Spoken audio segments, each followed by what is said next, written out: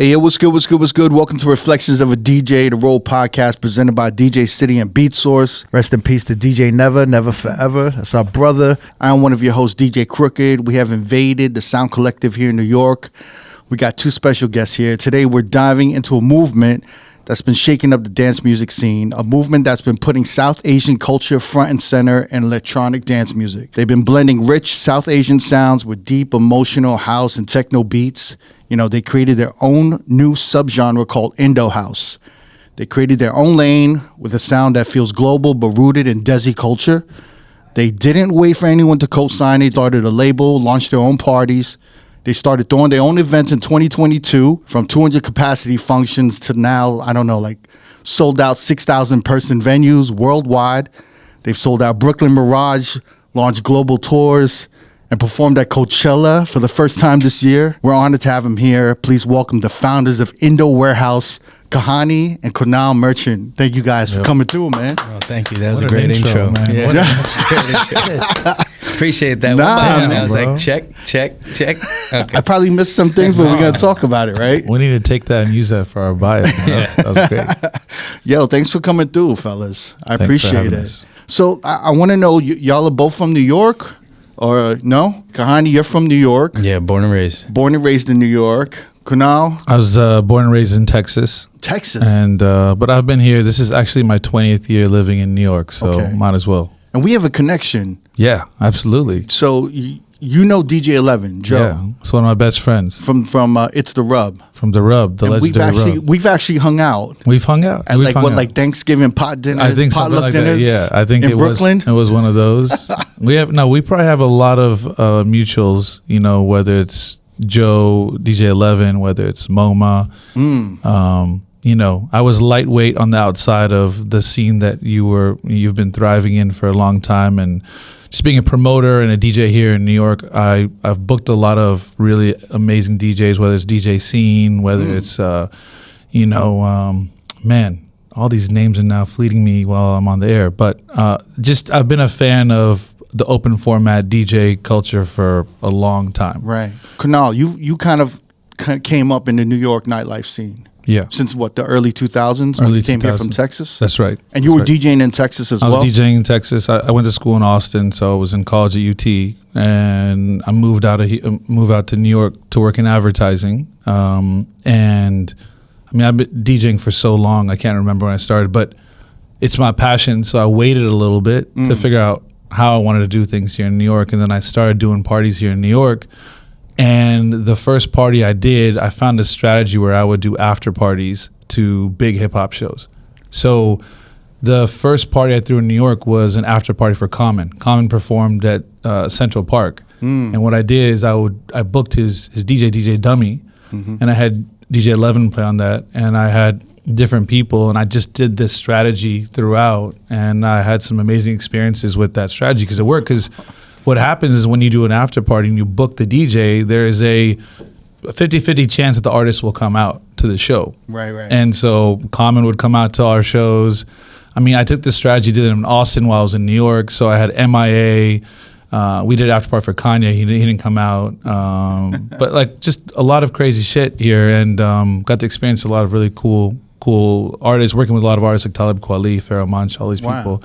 So you were DJing in Texas. Yeah. What were you spinning in Texas? What was like the beginning music that you started DJing? It's always been hip hop and I'd say open format. So whatever the dance music was at the time, whether it's like ATB or shit like that. At the time, it was always primarily driven by hip hop. But inside of me, I always wanted to play house music, and I tried doing house things in college, and I just would lose a lot of money because I'd try to convince my friends to come to these things, and they just be like, "Yeah, cool," and they're not house heads, Right. And I would love to do it. So I brought like Roger Sanchez to Texas. Lost so much money in college, but it was amazing. I got to play with him. I tried something else in my senior year, and again lost a lot of money, but I really loved house music. I've always loved house music. Just working DJ, just trying to come up in New York City from Texas, right? Kind of that energy. Yeah. And in New York, you could play house music. I remember the first time I played in New York, I played this room at this club called The Exit. And in New York, you remember this, every club had rotary mixers. Yeah. And for me, as like this guy who secretly loved house music, when I saw rotary mixer, I'd be like, oh, hell yeah. Whereas I'm sure a lot of you guys were like, fuck, why do I got to deal with this thing? You know, little bit. Yeah. But you know, it's like when you see Funkmaster Flex ripping a room on rotaries, you're kind of like, oh, I got to be able to do that shit too. Yeah.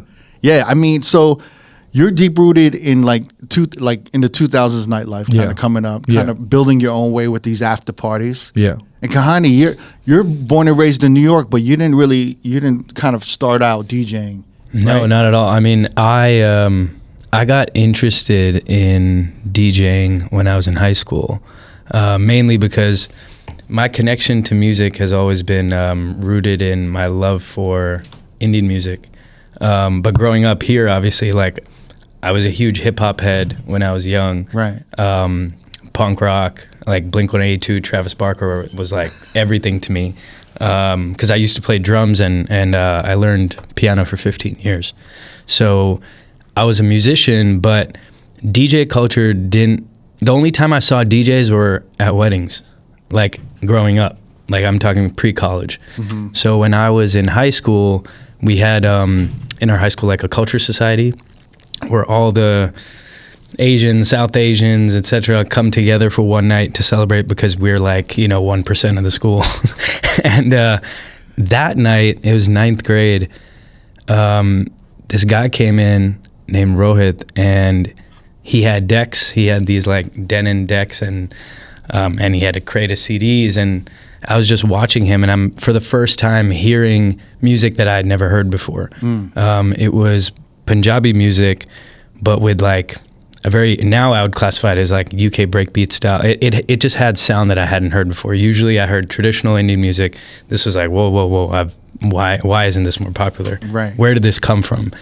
And so that night I went on a binge and, just whatever was popular at the time, LimeWire or whatever, just went on a binge to find all of this kind of music. And that is something I became obsessed with. So that kind of pushed me to learn more about what is non-traditional forms of music, like where are people playing this stuff. But I was still too young really to like go to clubs. But then when I went to school in Boston, that is when I kind of got immersed in the ability to do whatever you want. So now, like, if I'm solo in college, I'm like, oh, if I want to DJ or I want to go to this party, I can go do it. So I picked up decks for the first time, and basically I used to DJ like 2-3 times a year at like, we had like this one cruise ship thing once a year where all the culture societies and across all the schools used to come. And so that was pretty much open format, but you had to play Indian music as well, right? So you mixed in Bollywood, Punjabi, Bhangra, whatever. But then you also mixed in whatever the popular hip hop was at the time. And then like a year into that, the whole EDM wave caught, like that Alesso, Afrojack, Swedish House Mafia. Right. And so that was my first intro to dance music.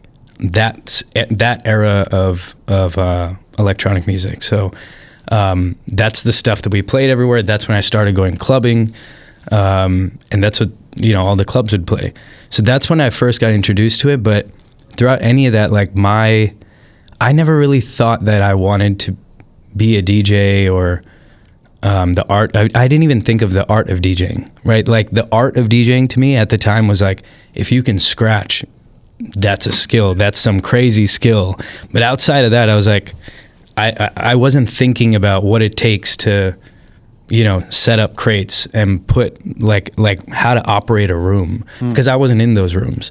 And yeah, I think just over time, when your sound and your palette becomes more sophisticated, then you begin to think like, oh, that DJ knows what he's doing, or she knows what she's doing. Okay, like what is this? And so then, yeah, like fast forward, coming back to New York, that's when I really started appreciating like DJ culture, going to concerts and a lot more. So yeah, that's kind of my history. Like I don't have a DJ history at all. No, I mean, you have like a musician, like a production background? Yeah, so in college, I actually used to make like all the mixes for dance teams. So the small thing behind that is I was part of the dance community for a long time, but when I say dance, I mean physical dance. Like what kind of dance community? So in South Asian culture, we have like different regions of India, for example, have different dance styles. Like in Punjab, you have Bhangra, which is like a folk dance. Then in South India, they push a variety of forms of classical dances like Bharatanatyam. And so Bhangra was part of my life. Like it was my life, actually, in college. And being in that scene, immediately, I remember as a freshman, I never knew how to mix really or create mixes. But I remember hearing mixes from other teams and being like, this sounds like shit. Like, how the fuck is anyone playing this on speakers and dancing to it? Like, it hurts. And so I downloaded Sony Acid. That was my first DAW.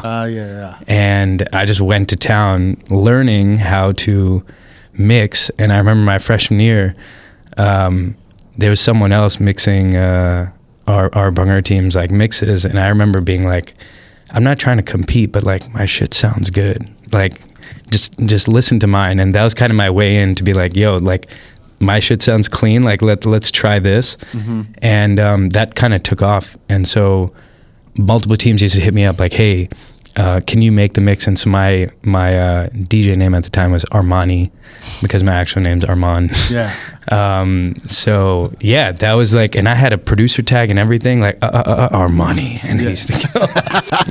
Hey, yo, to all our roadies and roadies for life, if you want to be a part of the conversation here at R.O.A.D Podcast and you feel like we're not touching on the right topics or real issues going on in DJing, production, nightlife, or the music industry, ask R.O.A.D. Just ask R.O.A.D. We want to hear from you, so send us your questions. Whether you're a rookie in the game, just starting out, or a seasoned veteran, ask R.O.A.D. Just ask R.O.A.D. We want you to send us your questions and hot takes. And then me and the R.O.A.D Podcast crew, along with our special guests, will answer your questions, give you our unfiltered take on a future episode. So if you want to ask R.O.A.D, just ask R.O.A.D. Go to djcity.com/ask R.O.A.D or click the link in the description to submit your questions. Once again, if you want to ask R.O.A.D, just ask R.O.A.D. Go to djcity.com/ask R.O.A.D or click the link in the description and tell us why you mad, son. And it was dope to go to competitions and know that like I'm in demand. Like people want me to make their mixes. So that's how I learned how to produce in the most basic format.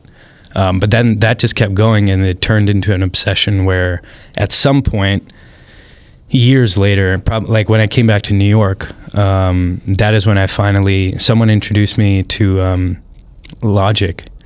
And they were like, you know, if you really want to make music, Sony Acid's not cutting it. Time to graduate. Yeah. And so I watched him. The way I learn is like, show me how you work for an hour, and that is 1,000 times more efficient for me than watching tutorials or doing stuff like that. I just want to see someone work.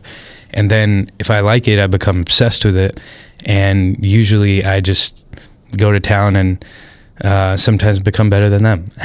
And I just go at it. And that is kind of eventually how we met up, when it took me into a direction where I saw that there's this gap in what is now Indo House.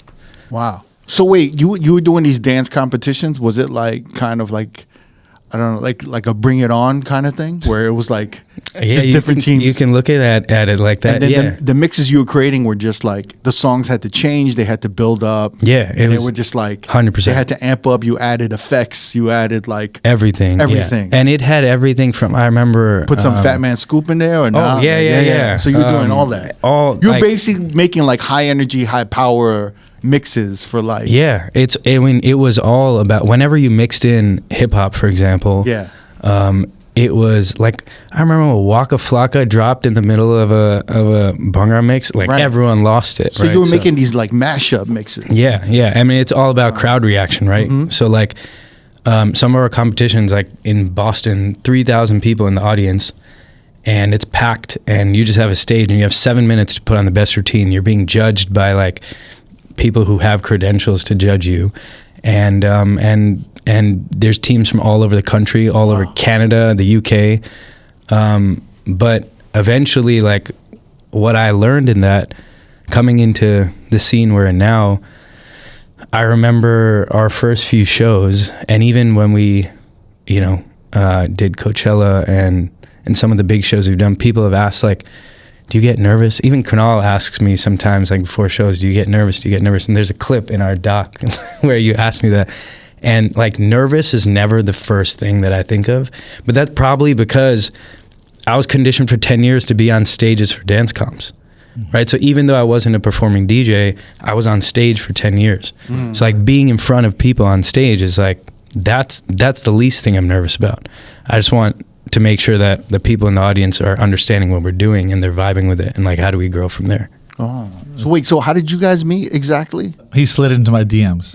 Is that what it was? Yeah. Actually, yes. So what were you doing at the time? While he's making these master mixes. Well, we got to fast forward a long time because that's when he was in college. Yeah. And I'm now in New York, and I have gone through the gamut of throwing those parties I was doing. Right. And I just stopped because it didn't mean anything to me. I was doing these parties to be part of the scene, but musically I wasn't satisfied, with the kind of music that I was helping promote in the clubs. It just didn't feel satisfying to me. So it wasn't until a little while after that I started playing house, like just only playing house music. And I started to kind of rebuild my brand.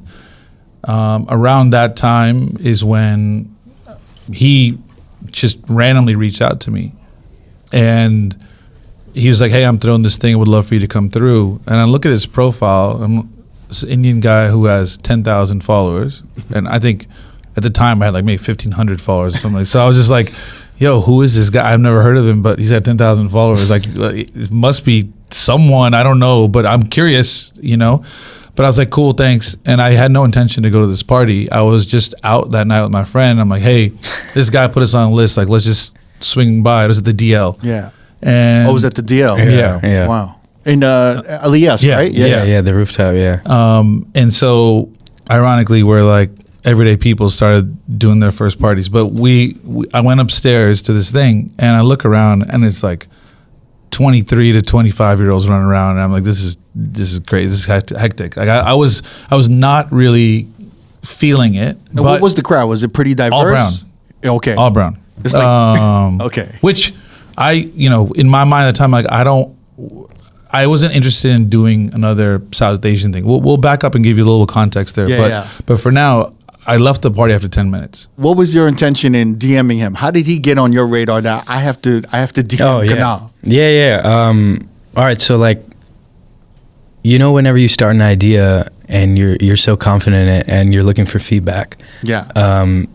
Your friends are great, but you can't trust them to give you real feedback because they're biased, right? They're going to gas you up. And so, like, for me, when I threw that event, I was like, I need to talk to people after the event to actually understand, like, how it went. What do they feel? Like, I mean, it's just, I came from 10 years in tech and being a product designer. And so, like, part of me is like, if this is going to work, I need to realistically just pull myself back and be like, I know it's great, but let me just get that validation from some others. And so I just kind of searched through New York, like, who can I invite? Like, I want to invite everyone to just try this. And it was a very critical time because this is the first summer after COVID opened up. Like, everyone is like everyone's been locked up in their home for like a year and a half. So this is like 2021? This is this is August 2021. Oh, yeah, 21. Yeah, August 21. 2021. And that was that first summer where finally the city's like reopened. And so I invited everyone, but the reason I invited Kunal in that search, I knew a little bit about Kunal because he had come out with a couple of projects, one specifically called J-Hove, which I like to do a little soundbite on because you can do it. Yeah, I mean, I basically re-envisioned Jay-Z going to India and what that would sound like. And so we created a vinyl-only like release of this thing.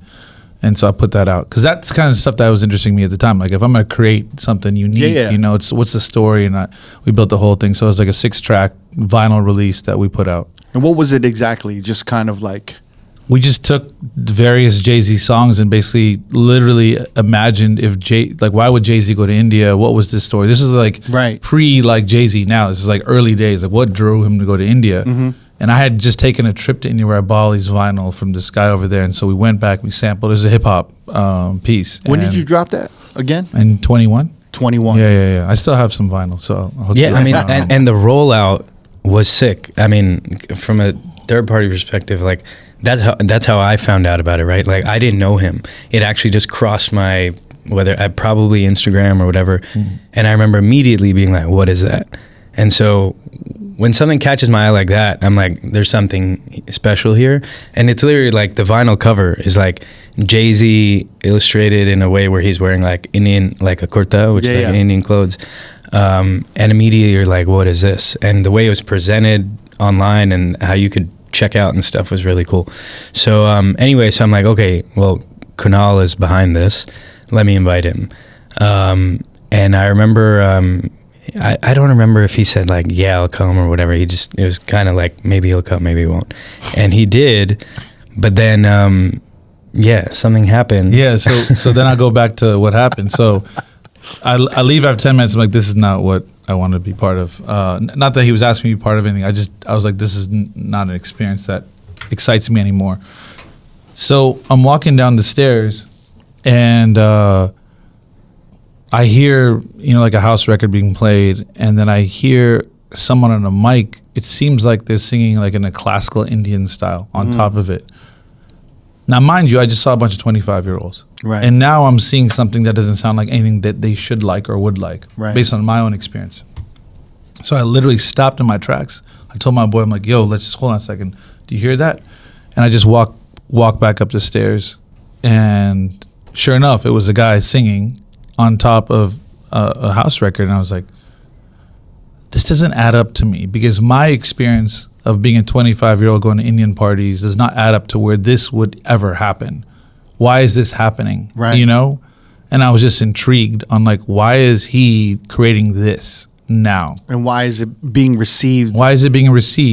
And that has been literally the foundation of our relationship, on us getting to know each other in terms of, why are you interested in this?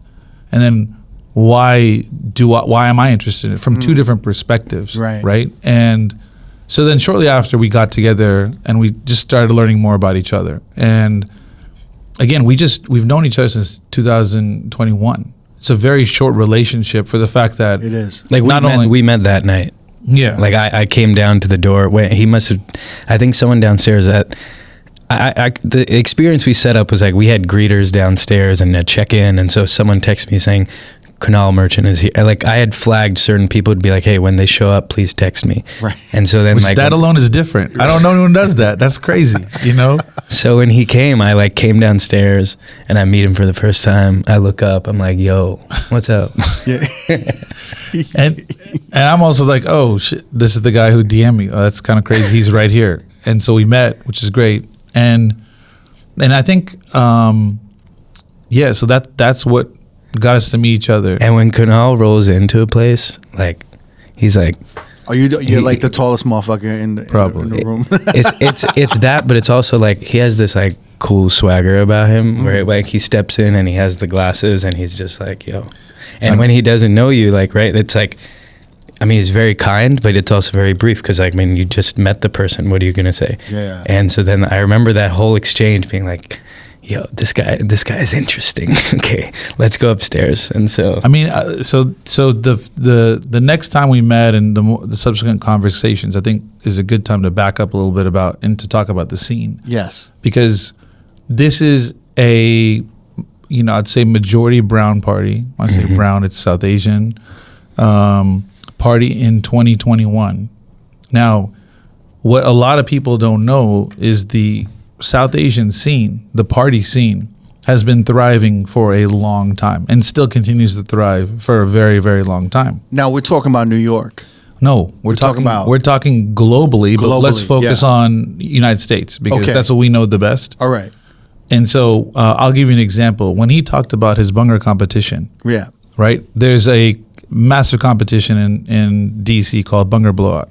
Okay, this is where all the best dance teams come together, right? You can correct me if I'm wrong, but collegiate dance. Collegiate dance teams come together. So like this, let's take back to my college days.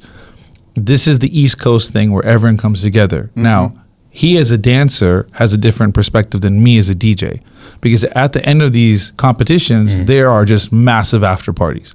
I'm talking about like 3,000, 4,000 people after parties at like dope locations in cities. And these are like massive South Asian parties where the DJs are playing everything.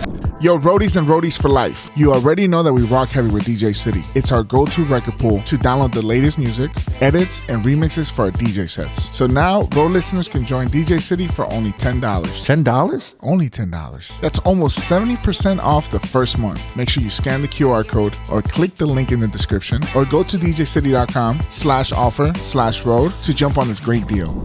And oftentimes, because these are so big, you'll bring in a DJ who's not South Asian as a guest to come in. Whether it's like Funkmaster Flex, Scribble, DJ Clue, whatever, whoever it is, right? And they'll come and they'll rock for this crowd for the first time, and they'll be educated on it. Like I remember there was this conference called SASA, which was like for the longest time the biggest South Asian college party. It would be in January in between breaks, and it would be in rotating cities. And my first year going was 2001, I believe. It was in Dallas. And it's the first time I've ever seen this many people. Now, I'm growing up in Texas. In Texas, there's big parties. But at this conference, you have people from California, Atlanta, Chicago come through. So it's like... It's national. It's a national thing. And it's like, you know, you're in college, so you're looking at girls and all this stuff's happened. There's fights. There's all sorts of stuff. But these parties are just insane. And you're bringing the best South Asian DJs from around the country to come through, from all over, from Cali, from New York, wherever. And then like DJ Scribble at his like peak is DJing the biggest party of the weekend. And it's in this like Union Station, it's an old train station, and he's there and he's playing Indian music. And you know what that signals to us? It's like, holy shit, DJ Scribble sees us. Right. Right? In a time where no one was talking about Indians, Pakistanis, anyone, right? When you see like the biggest DJ who's in his prime playing our music, it's like, I mean, it's even giving me goosebumps now because it mattered so much to me as a DJ back then. And so you see that, you're like, wow, if more of these guys would play our stuff, or how can we be one of the guys who is actually influencing those guys, or the guy, you know? And so the South Asian DJ market, which a lot of people I'm sure listen to R.O.A.D, that are still out there. I mean, there's so many incredible DJs that probably don't get the respect as a lot of other DJs because they're very focused on the South Asian market because they're making money just throwing Indian parties. You know, there's DJ R.O.A.D here in New York. There's there's a heavy hitters. Yeah, exactly. There was a guy, J. Dobby. There's all these guys who are like rotating and flying around the country just playing these parties, and these parties in every market are like 1,000, 2,000 people parties. In Austin, at UT, where I went to school, I was part of a South Asian frat. So we threw the biggest parties.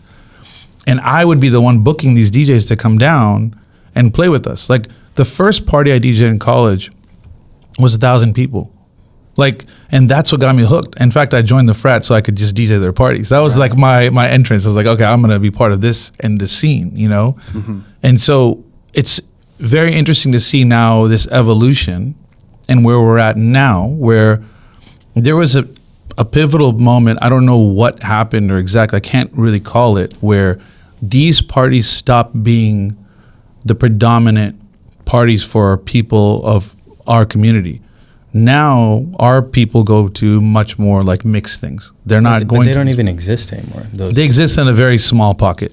Not really as much anymore, right? And I think this has happened for now over 10 years, where there wasn't just a scene that was really catering to our community. And I think it's because the party sucked.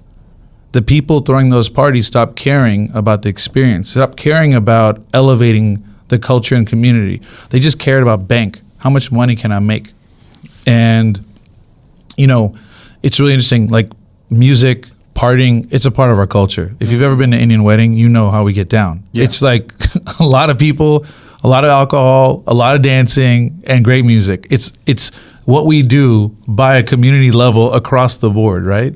So when you're thinking about our parties and why there's none there, it's just because people mismanaged it. They fumbled the bag. In fact, the people who are running SASA, I don't know, some corruption happened there, and they just ruined that whole conference. It doesn't exist anymore, you know? Interesting. And So, like, what year do you think it started to phase out? It started to, like, lose momentum. did it happen? I mean, what was it when you were in college? Yeah, so I just think Like 2000, like mid-2010s? I think literally there's what happened is this, like, within the 1 decade, it's 1 decade of change. And what happened is when like these parties that Kunal's describing, they were great, and they when he talks about elevating the culture, it keeps everyone at a level where it's about growing and mixing styles, and like it's a melting pot of Right. us. When what ended up happening, probably due to a variety of reasons, everything from the corruption thing to people not being able to get together at these big things as much, so it becomes more isolated. When that starts to happen in isolation, you know, local talent has bigger pull to do whatever they want. And all it takes is a couple more people to be like, hey, the scene is shifting to be more South Asian, right? And what I mean by that is, from everything that I hear, DJ Scribble playing Indian music or having artists fly around the world that are throwing parties that have all sorts of music. Indian music is maybe 20% of the night, and it feels like a melting pot. That flipped on its head. So like 10 years later, these after parties are 80% South Asian music and 20% everything else. And now everyone's conditioned for that. So if you're a DJ and you're playing like you go to the Bhangra Blowout after party and you're playing non-Bhangra music for more than like 20 minutes, you're going to get your shit rocked. Like, the teams will come at you and be like, yo, what are you doing? And more alcohol gets involved. And, you know, at that point, it's better and safer for the DJ to just be, hey, I need to know Bhangra music. Okay, cool. That's all I'm going to play tonight, because everyone wants to dance, Right. and they're competitive. Let's just lean in. That started happening across the board. Like, I remember when I used to DJ that once a year, there was this cruise in Boston where all the Sassas came together from Boston. And on that cruise ship, yeah, like if you went off of Indian music for too long, I mean, people would start to complain. I don't think that occurred. No, but I think there's also this generational thing a little bit. Well, Yeah. that's what I want to talk about, because I would say at the height of what you're talking about with these events that kind of got aged out maybe, Yeah. or phased out, at the height of it was probably the 2000s, right? Yeah. And then probably by the mid 2010s, the music started shifting, like you said, where the crowd wanted to hear like predominantly more like South Asian music. It's almost like what happened with the Latin scene, maybe, where there was a lot, there was like reggaeton crossing over in the 2000s. Yeah. And at the same time, you had like Punjabi MC. Yeah. And then you had all these like kind of other Punjabi MC records that may have crossed over. Yeah. But, you know, maybe the DJs were holding on to those records for a little too long, thinking that they could play 80% American music and like you said, 20% like South Asian. Yeah. But then towards the later 2010s, reggaeton, Latin music started to expand and blow up, and it started to carve their own. You had more Latin parties now. They didn't just want to hear like sprinkles of like J Balvin or Ozuna or Bad Bunny. Yeah. They wanted to hear that shit all night. Right. And so almost the same thing happened with South Asian music, is that the music and the scene probably expanded. There were more artists. Yeah. Right. And there was a younger generation that was growing up, right? Yeah. And like kind of more accepting of their music, because Kunal, maybe you're from like a generation close to mine. Yeah.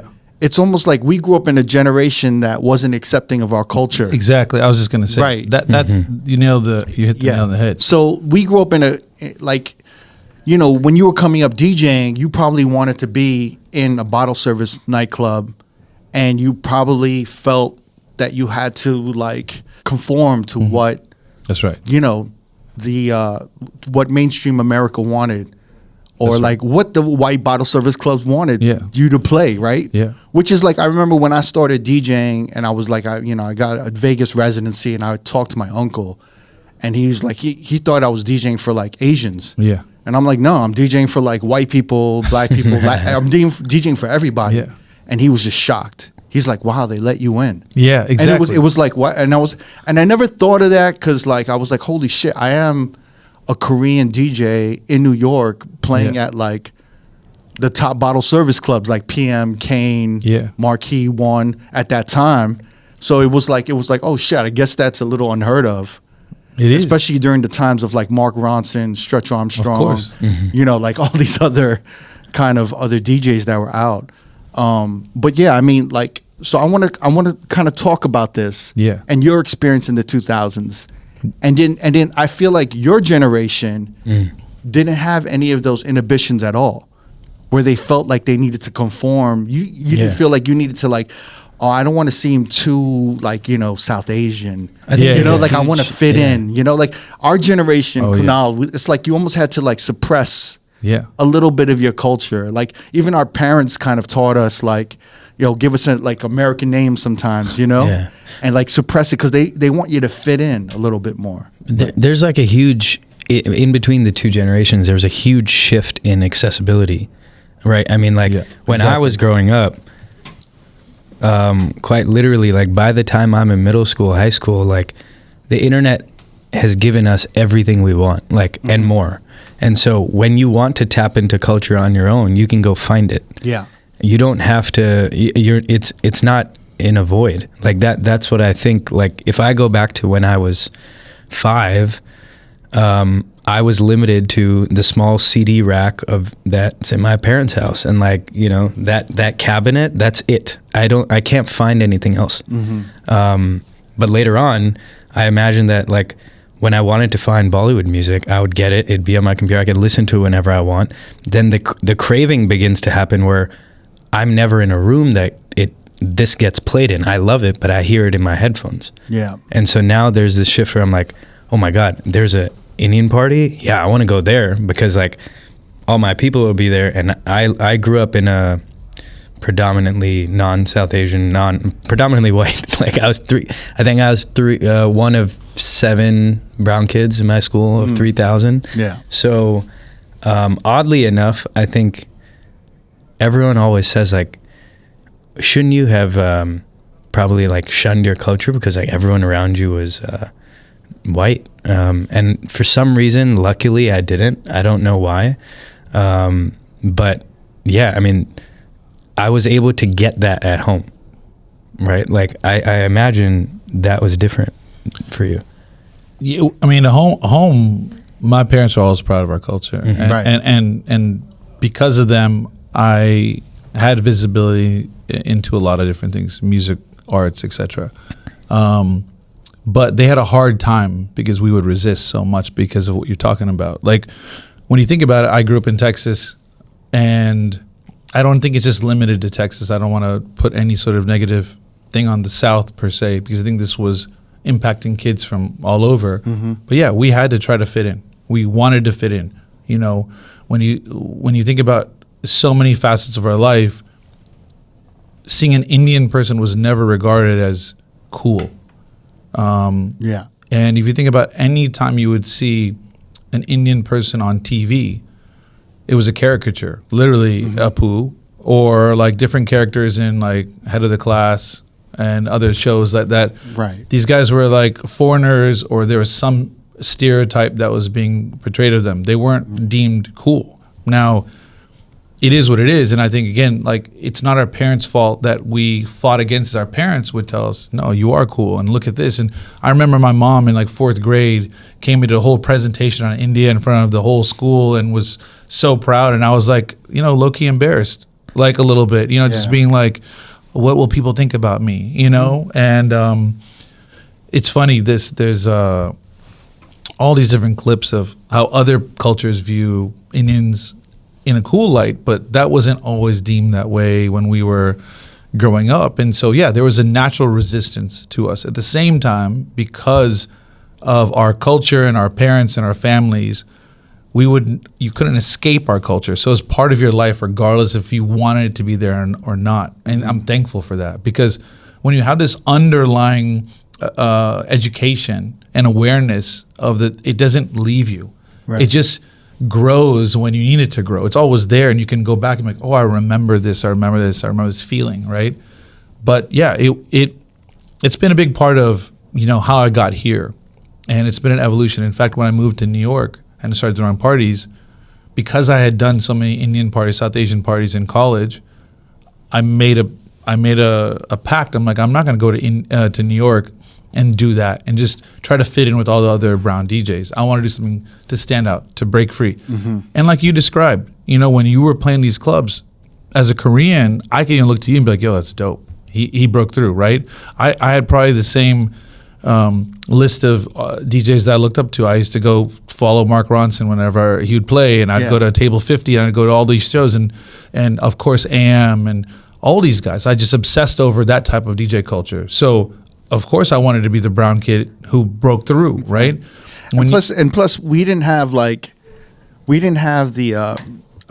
we weren't blessed to like grow up in a family where we were hearing like, you know, all this older music, like, you know, all this pop music. Like some of my boys grew up, you know, they grew up on salsa merengue, or, you know, so it's a part of them, you know. A couple of my boys grew up on, you know, obviously soul, funk, you know, all the greatest Earth, Wind and Fires. So like all of that is second nature to them. And, you know, other white kids maybe grew up with like, you know, new wave, rock and blues, and, you know, so there's all this history when you're growing up, but like, I think, and that's the beautiful thing about what's happening now. Right. And with this guy's encyclopedia, like, mind of South Asian music, it has made him an assassin because he knows everything about everything. And so even though his DJ experience is less, that doesn't matter.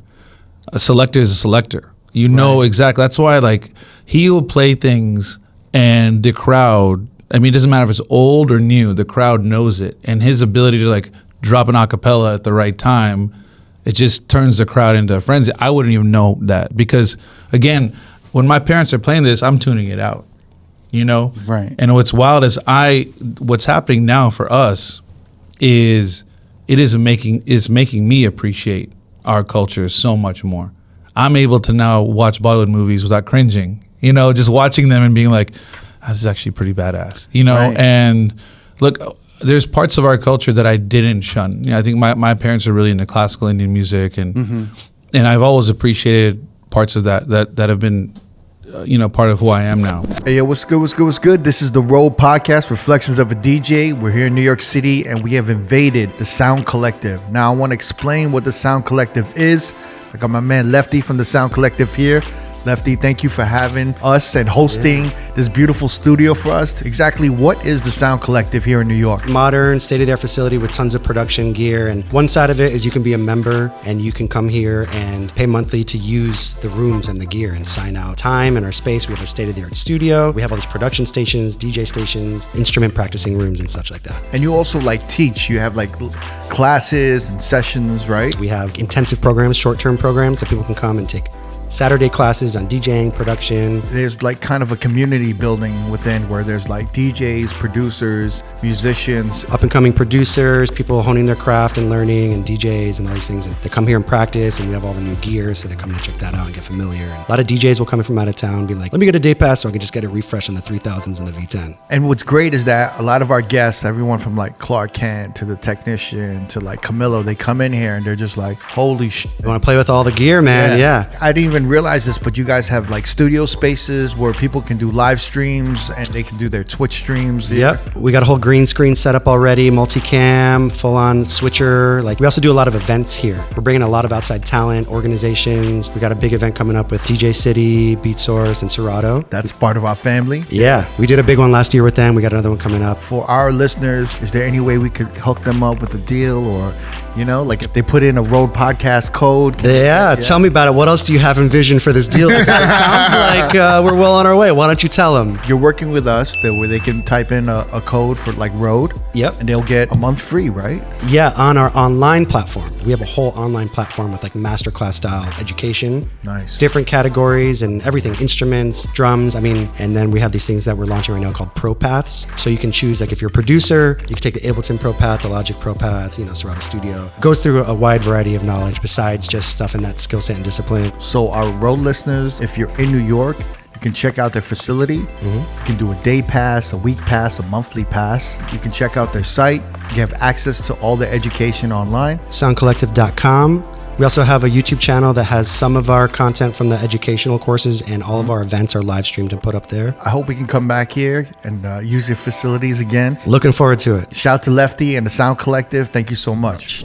But I think what makes our partnership so powerful is that, you know, his appreciation, understanding of South Asian music is so strong. My appreciation and understanding of dance music and part of this DJ culture and how things work in this thing is very, very strong. I consider myself a student in the game when it comes to this, right? And so the way we collaborate in that respect is just very unique because we do that in a way without ego. I'm not trying to prove to him I know more about Indian music than he does. I'm just like a student. You know, when he's telling me about this, I'm just like learning. I'm like, okay, cool. I feel insecure sometimes. I'm like, shit, I wish I knew this. I wish I don't speak Hindi. I wish I spoke Hindi. You know, like these are things that I need to pick up on and learn, but I will over time. And, you know, I think the same thing. If I'm telling him about, okay, this is what's happening with this or that, he's there to like pick up on it and then learn. And now you put that in your thing. And so that happens all the time, by the way. Like I'll dig and find some record and I'll be so excited. I'll be like, yo, Kunal, check this out. This is so fire. And he's like, yeah, no shit. This is like everyone knows this record. There's a little bit of big brother, little brother thing that happens in us. But it's great because, you know, Kunal, it's like you bring this catalog of club music to the table.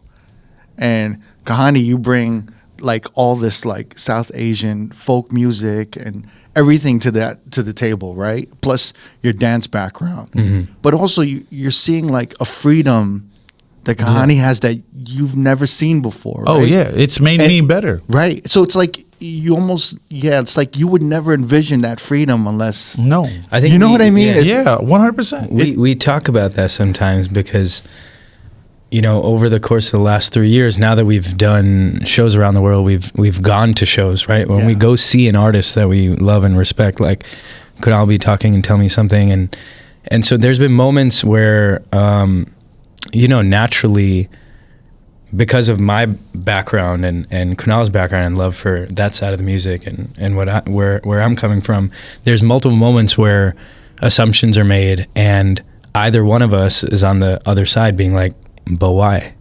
And like whenever we present each other the why, it makes us think like, yeah, there's no actual reason why something needs to be done in a certain way. That's just how people have been doing it. And so when it comes to our approach, or even when we think about music in general, I think that constant conversation that we have from both sides actually lets us sit back and be like, there's no rules for us. Like we can do whatever we want. Right. So how do we want to do it? Yeah. And I think the other part of the equation that we haven't talked about is the approach, the operation, the strategy behind how we've built this. Right. And again, I went into this whole thing when I told him, I was like, I have no interest in throwing another brown party. I've done that for such a long time. And I said, this has sounds so horrible hearing it. No, but it's like I've done it. I don't think I can do anything more there. And I think there's people who care about doing that maybe more than I do. I was like, this has to be about the music. And again, I'm saying this to someone who I don't know at the time. And he's then constantly trying to tell me, no, it is about the music. Because I'm looking at him as a young dude who's like throwing these great parties. I'm like, man, you're living it. Good for you. But I don't need to start. I'm working at Facebook at the time. I have a job. I'm good. I'm good for me to have my own musical journey slowly and steady. Yeah. I'm not like I'm gonna quit this to go do music. Yeah, but let's talk about this. I feel like, do you feel like you were somewhat discouraged in your DJ career before, like kind of towards the later end? Before meeting Kahani a little bit, or no? Not discouraged. I just didn't want it. I didn't want to grind in the way that you've been grinding for a long time. I made a very conscious decision at some point where I'm like, yeah, I always threw parties on the side, but I always had a job so I could protect my freedom in terms of what I chose to do musically. Okay. As much as I wanted to do things that you guys were doing, like I just saw it, man. I saw it. I heard it from a lot of you guys. Maybe I don't know when R.O.A.D started, but like these conversations about how difficult it is, and what I found is the way you just described. I got to learn all this in music, right? That's going to cater to this audience. I just didn't want to do that for me personally. There's things I liked, and I wanted to just focus on that alone. And in this conversation with him, it was the same way. I said to him, if this is not about the music, I don't really have any interest. There's a sound here that I believe people need to hear. And people have done it in the past to a certain extent, but what's happening right now is an opportunity for us to create a sound that really shakes the world. And we're seeing what's happening with Afro House. Sorry to bring up a touchy subject on this podcast. But similarly, I've been studying Black Coffee for 10 years. I've been watching what he's doing. I've been studying Everyday People for 15 years. I've been seeing what they're doing. There's nothing like that for our people. And he understood that. Right. And he got it. And that's what he was always about, the music. So is this what you heard at the DL? Like after you guys met, what kind of transpired? How did you guys, like, Kunal, what kind of like, inspired you to be like, well, let me start working with this guy. Let me see what Kahani has. Like what's. Well, I think firstly I was just intrigued about who he is and like, why is he doing this? And did I hear that correctly? Was that an accident? Was that by design? And so we met up, we talked some more. Then he told me, okay, I'm going to launch this thing. Because the idea that you heard, even if it was just for, a few seconds while you were in the stairs on your way out, that made you turn around, was South Asian like vocals over a house track. And you were like, something's there. But right? it wasn't even just South Asian vocals. It wasn't like just a Bollywood sample. So it was something that was deeper to me, that resonated with me, that I hadn't heard in a long time. Like you said, yeah, it was like kind of like what, like folk? So Ben Parag, he's an artist who's based in New York. I had met him recently because a friend of mine was doing collaborations with him, and I found his voice to be very unique. He's immensely classically trained, and because I just knew him recently, I asked him, I'm like, hey, would you be down to essentially freestyle on a record? Like there was no planning in it outside of, because that's his skill. Like he has the skill to be able to do that. So one of the differences in Eastern and Western music, specifically if you look at South Asia, is like in Western music you have scales, right? So you go to one octave, you have 7 notes. That's it. There's nothing in between C and D, right? And you're generally not improvising within that. You're just that that's what you're told it is. In Eastern music, in India, for example, the scales are built to be effectively like infinite, where in between 2 notes, there's an infinite number of, kind of like when you pitch bend, there's an infinite number of like points in between that.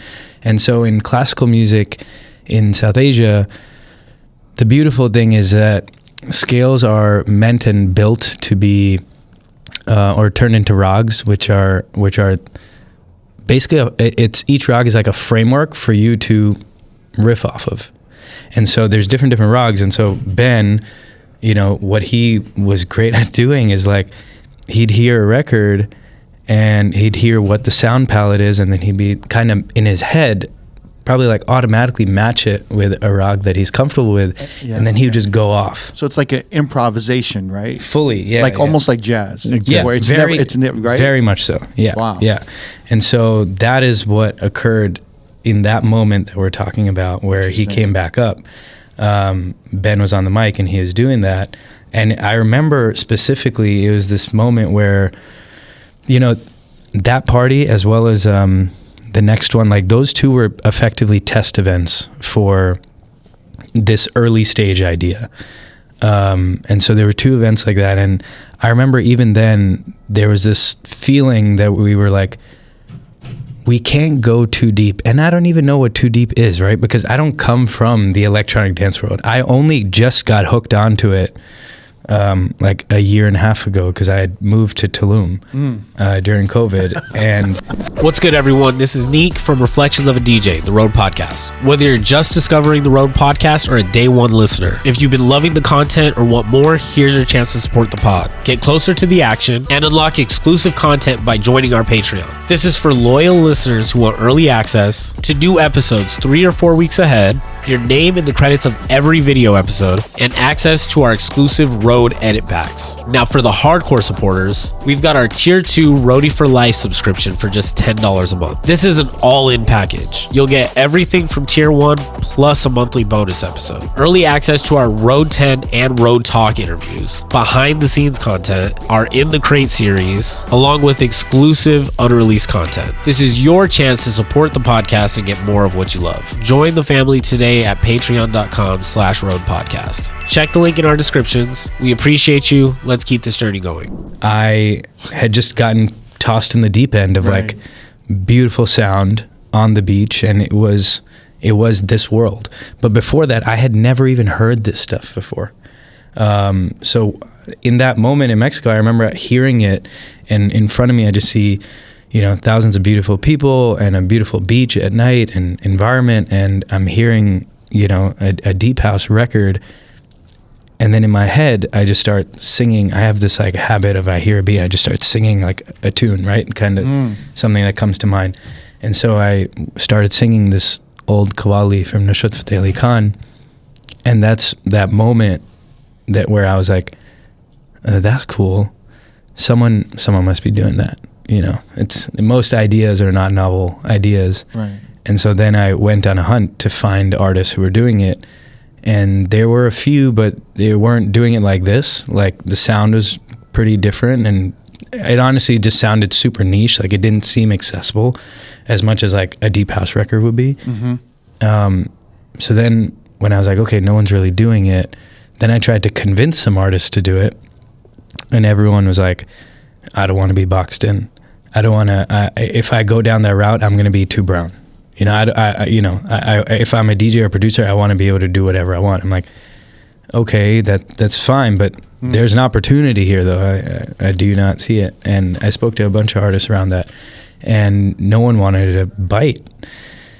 And that's when I was, I'm back in New York at this time, and I'm like, well, shit, like, I don't really get why no one sees this, but shit, let me try. And if it works, then like people will come. And so that's actually like the first party was like a test for that. We had one more test, and that's when I was like, okay, this is cool. And then I went to India like 2-3 months later, and I was everyone at this point is starting to ask me like, yo, all this music that you're posting on your stories, that you're putting behind your stuff, where can we find this? And I was just honestly collecting stuff that sounded like whatever this category could be. Right. And so, IDs from like Soul Selectas, and Bedouin had some stuff at the time. And obviously there's a variety of South Asian artists, electronic artists, who at the time had full back catalogs like Medieval Pundits and stuff. So I would collect all that, and I put it into a Spotify playlist. And this is end of November, beginning of December of 2021. And I make that playlist because everyone's been asking me. And so I'm about to put it on my story, but I'm like, what do I call the playlist? And I was like, what does it feel like it's warehouse, this Indo warehouse. I'm like, Indo, well, people think that's Indonesian. Then I double checked like the definition of Indo, and it's actually related to the Indo subcontinent. And I'm like, okay, validity, check. Indo warehouse, cool. And I remember asking a friend like, yo, I think I got the name Indo Warehouse. And she goes, no, I don't think that's it. I don't think people understand it. And I remember immediately being like, no, you're wrong. This is definitely it. And I took it, and there's an amazing photographer here in New York. I asked her for permission for this beautiful photo that she had taken. I put that as a cover, put it into Warehouse, put it out. And the response to that was like jarring. Really? Like people start following, liking, asking for more. And that's exactly when, like 2 days later, because of that, I messaged the owner from New Blue and I was like, hey, do you have any availability in February? I'd love to throw an event.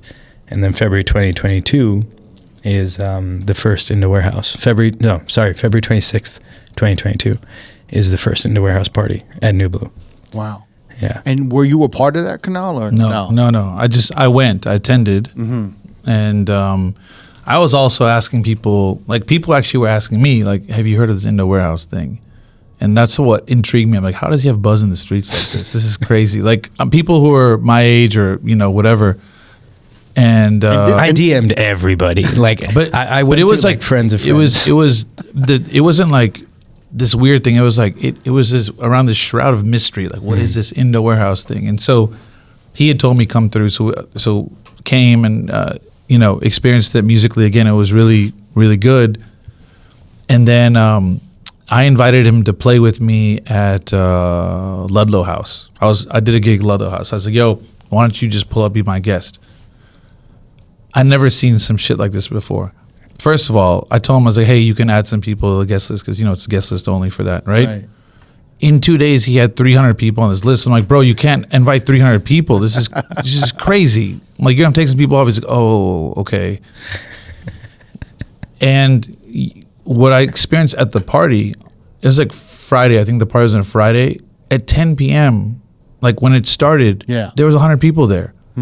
I'm like, why is this happening? Right? So I play first, and then he plays next, and we go back and forth the whole night. When this guy gets on, there is literally a swarm of people go to the front of the booth, and their phones start going out. I'm like, what is up with this dude? What is happening here? And then musically, again, there was no we weren't catering to them. We were playing whatever we wanted, and they were just into it. And that became the theme, is all these parties just felt like, oh, people are actually here for the music. They're not playing like Bollywood remixes or like Punjabi MC or anything. They're playing what they want, and people are here. So give me an idea of what y'all were playing and the different styles of how y'all DJ'd and how it meshed together that first night. This is still him. Yeah. Oh, that first night. I mean, we're playing house stuff like deep house. The Ludlow House night? Yeah, we're playing like I would say, I don't know, in the category of somewhere between like tribal house and like deep house, melodic house. Okay. We're not. I mean, there's some like kind of music stuff kind of there, some Afro house stuff there.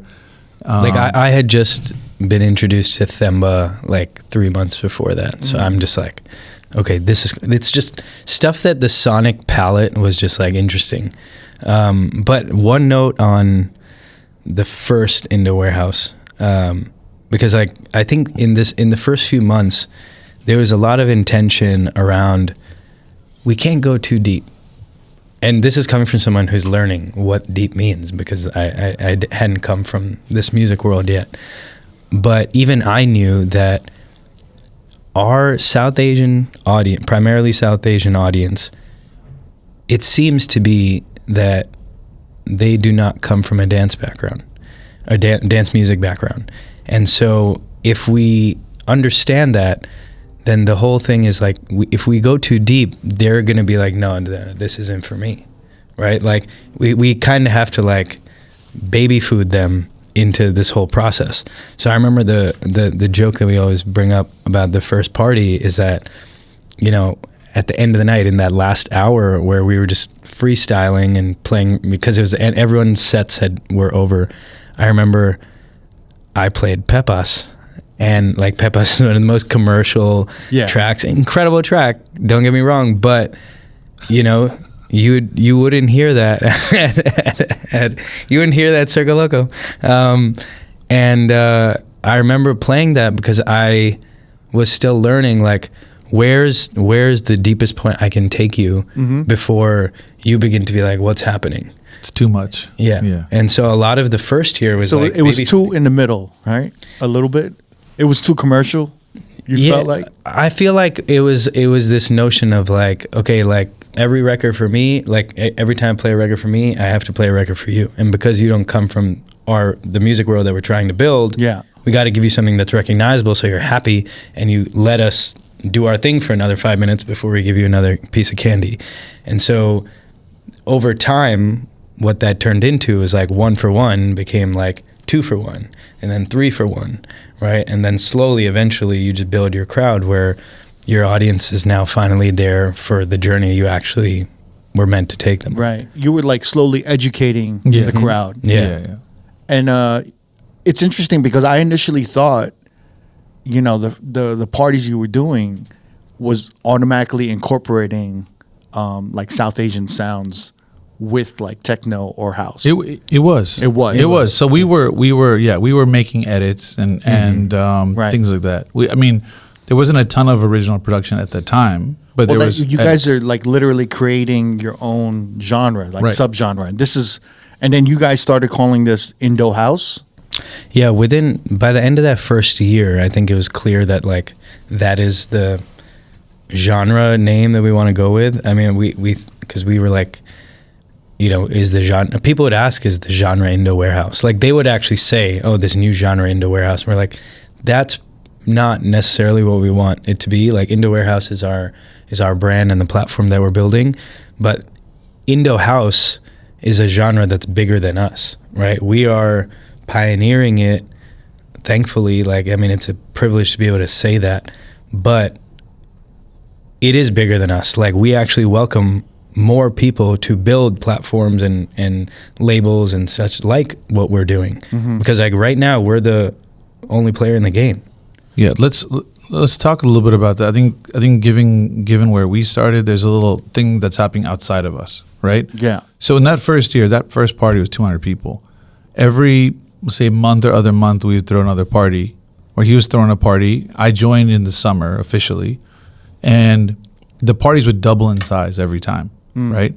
So, but you guys are like scrambling. Are you guys scrambling to make more edits and more music? Constantly. Right. Constantly. Because it's like, as the party's growing, you have to like fill in more time, and you want to like kind of grow the party, and it requires you to make these blends and edits, right? So it's kind of like what DJ Habibi's had to do with Habibi's house. Exactly. Where he's like 100%. Building this Persian party, and he has to like make as many Arabic like blends and edits that he can, right? Kind of. It's a combination of us doing it. It's a combination of us seeking out other people who are doing it, finding original music. It's I mean, that was the fun part. You know, that is the fun part still, is the making the music. Because you're excited. Like, you guys are like, well, we're going to debut this and this and this and this. Yeah. It's always, we still don't really like share. We just like go present it in front of each other and be like, yo, you got, I'm there to see his reaction and vice versa. And so you guys aren't working together on the No. No. You guys very are individually. Separate. Yeah. It's very separate. Whenever we, for quite a long time, like we were doing individual sets. We weren't DJing together. I mean, it was the same room, right? But it was like we'd like Kunal would play a set, then I'd play a set, and then we may do a back-to-back like we did at Indo House. So I think... So you guys kind of like want to one-up each other in a fun way. Yeah. You want, like, Kunal, when you get on, you want to play something and have... Kahani come in like, oh, what was that? That's exactly what happened. Yeah. And vice versa. And I think that's what makes it really fun. So we had this inflection point in September of that year where we threw this party, and there's a couple things that are happening. All of our parties are growing in size. We're making more music, but we're also really working hard to make sure the experience for people is unique, so they don't come to our parties and be like, oh, this is just like the last one. Right. We've never approached, it's like every party's got to feel, look, sound different. And so this party, we sold 700 tickets, but the wait list for this party was 1,100 people. Wow. And so we're just like, what is going on? Like, who are these people that are trying to pull up to this party? What do they know? And it's always scary for me as a guy who wants to just go like really deep musically with them. I don't like giving them candy. I like giving them like what I want, because I want to teach them that this is the real shit. Right. I didn't know if they could accept it, but what I found is like, man, the crowd is there. Like, majority of the crowd is there for the music, and they're open to it, right? So after that party, we're like, yo, we gotta do an end of the year party. Let's do the biggest party of the year. And he's like, we should go for 1,000 people. I'm like, bro, that's a lot. He's like, but we just had this. And so we were building this party at this one venue, and we found out this venue didn't have the infrastructure to support. So the cost for us to like bring in power and all this stuff would have been ridiculous. Yeah. So we had just got an introduction to Avant-Gardner, the home of Brooklyn Mirage. And we're like, maybe we can move this party over there.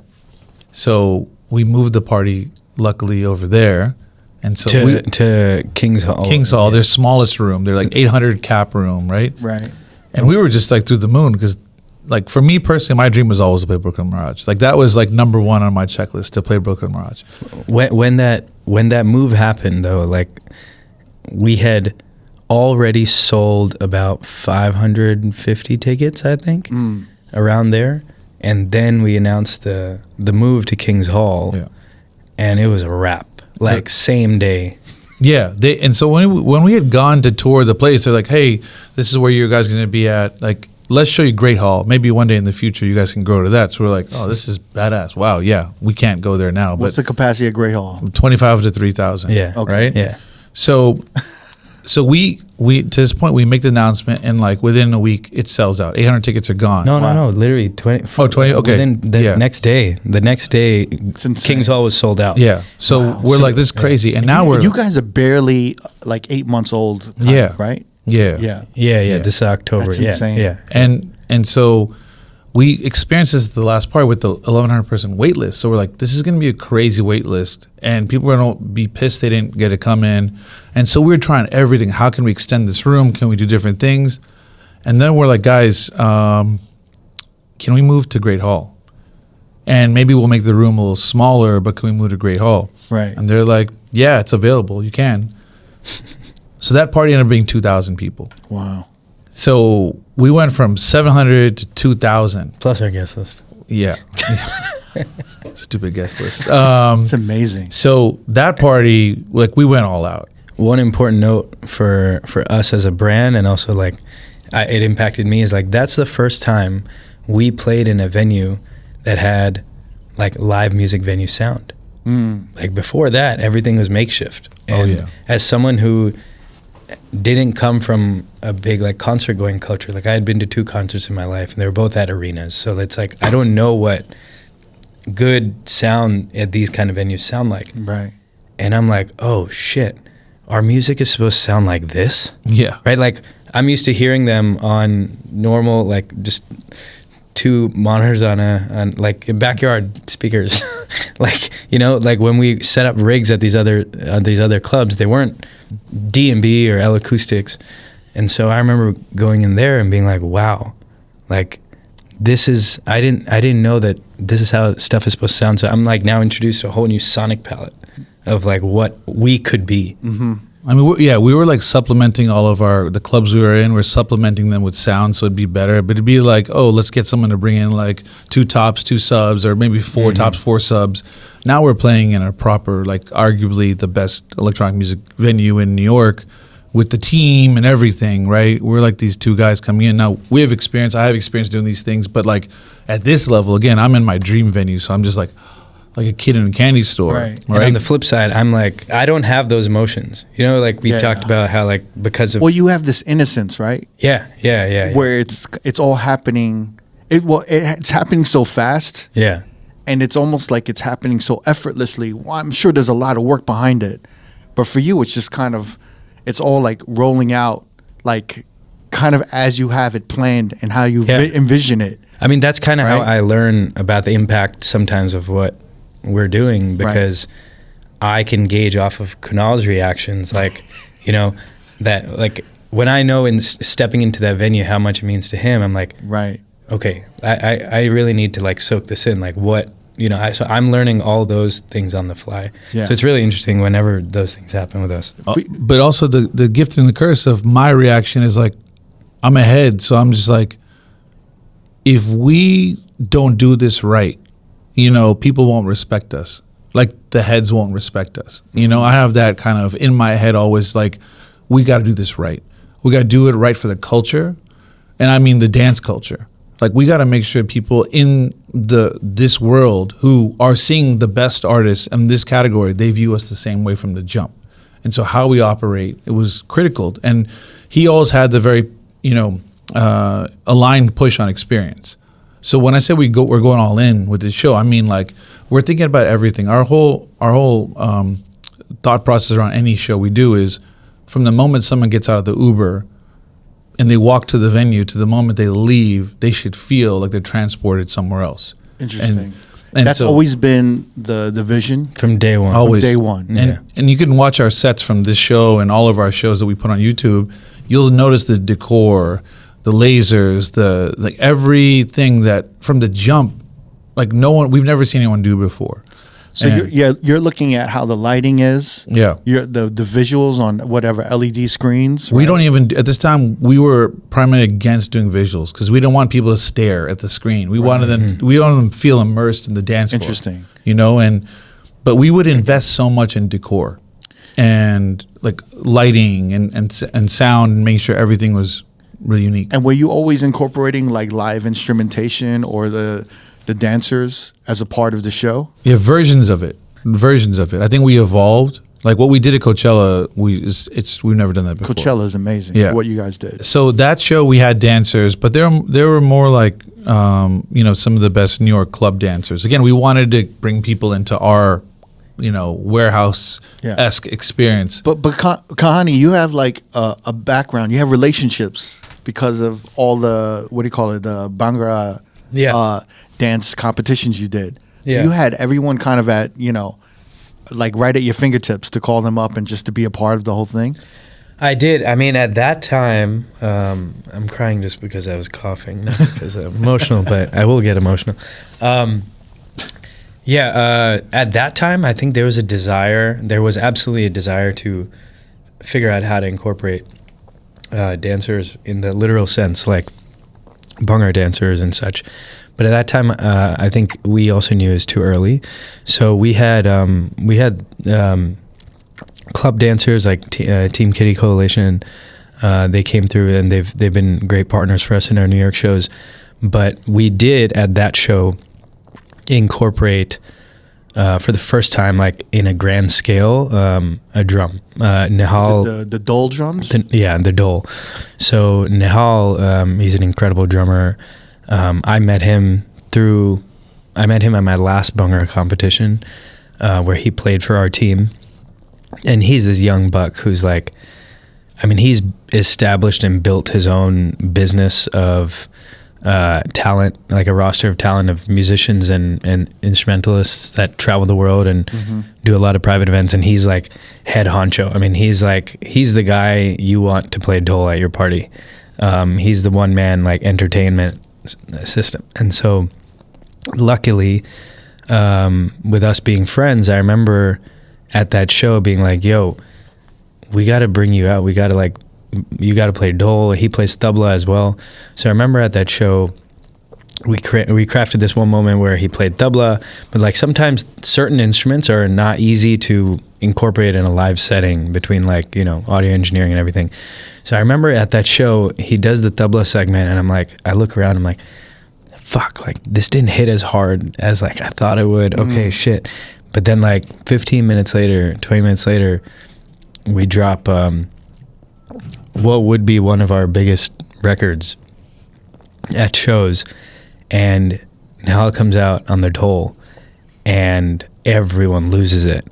And that was one of the only other times where in the second half of that record, I also learned how to play dole during my college days. And so I come out and I bring my dole out. And I remember we have this clip which will go down in Indo House history, where it's the last drop of that song and we're both standing on the decks and we both hit the drop, and you just see in the crowd, because the camera's from the back shooting, you just see a crutch in the air.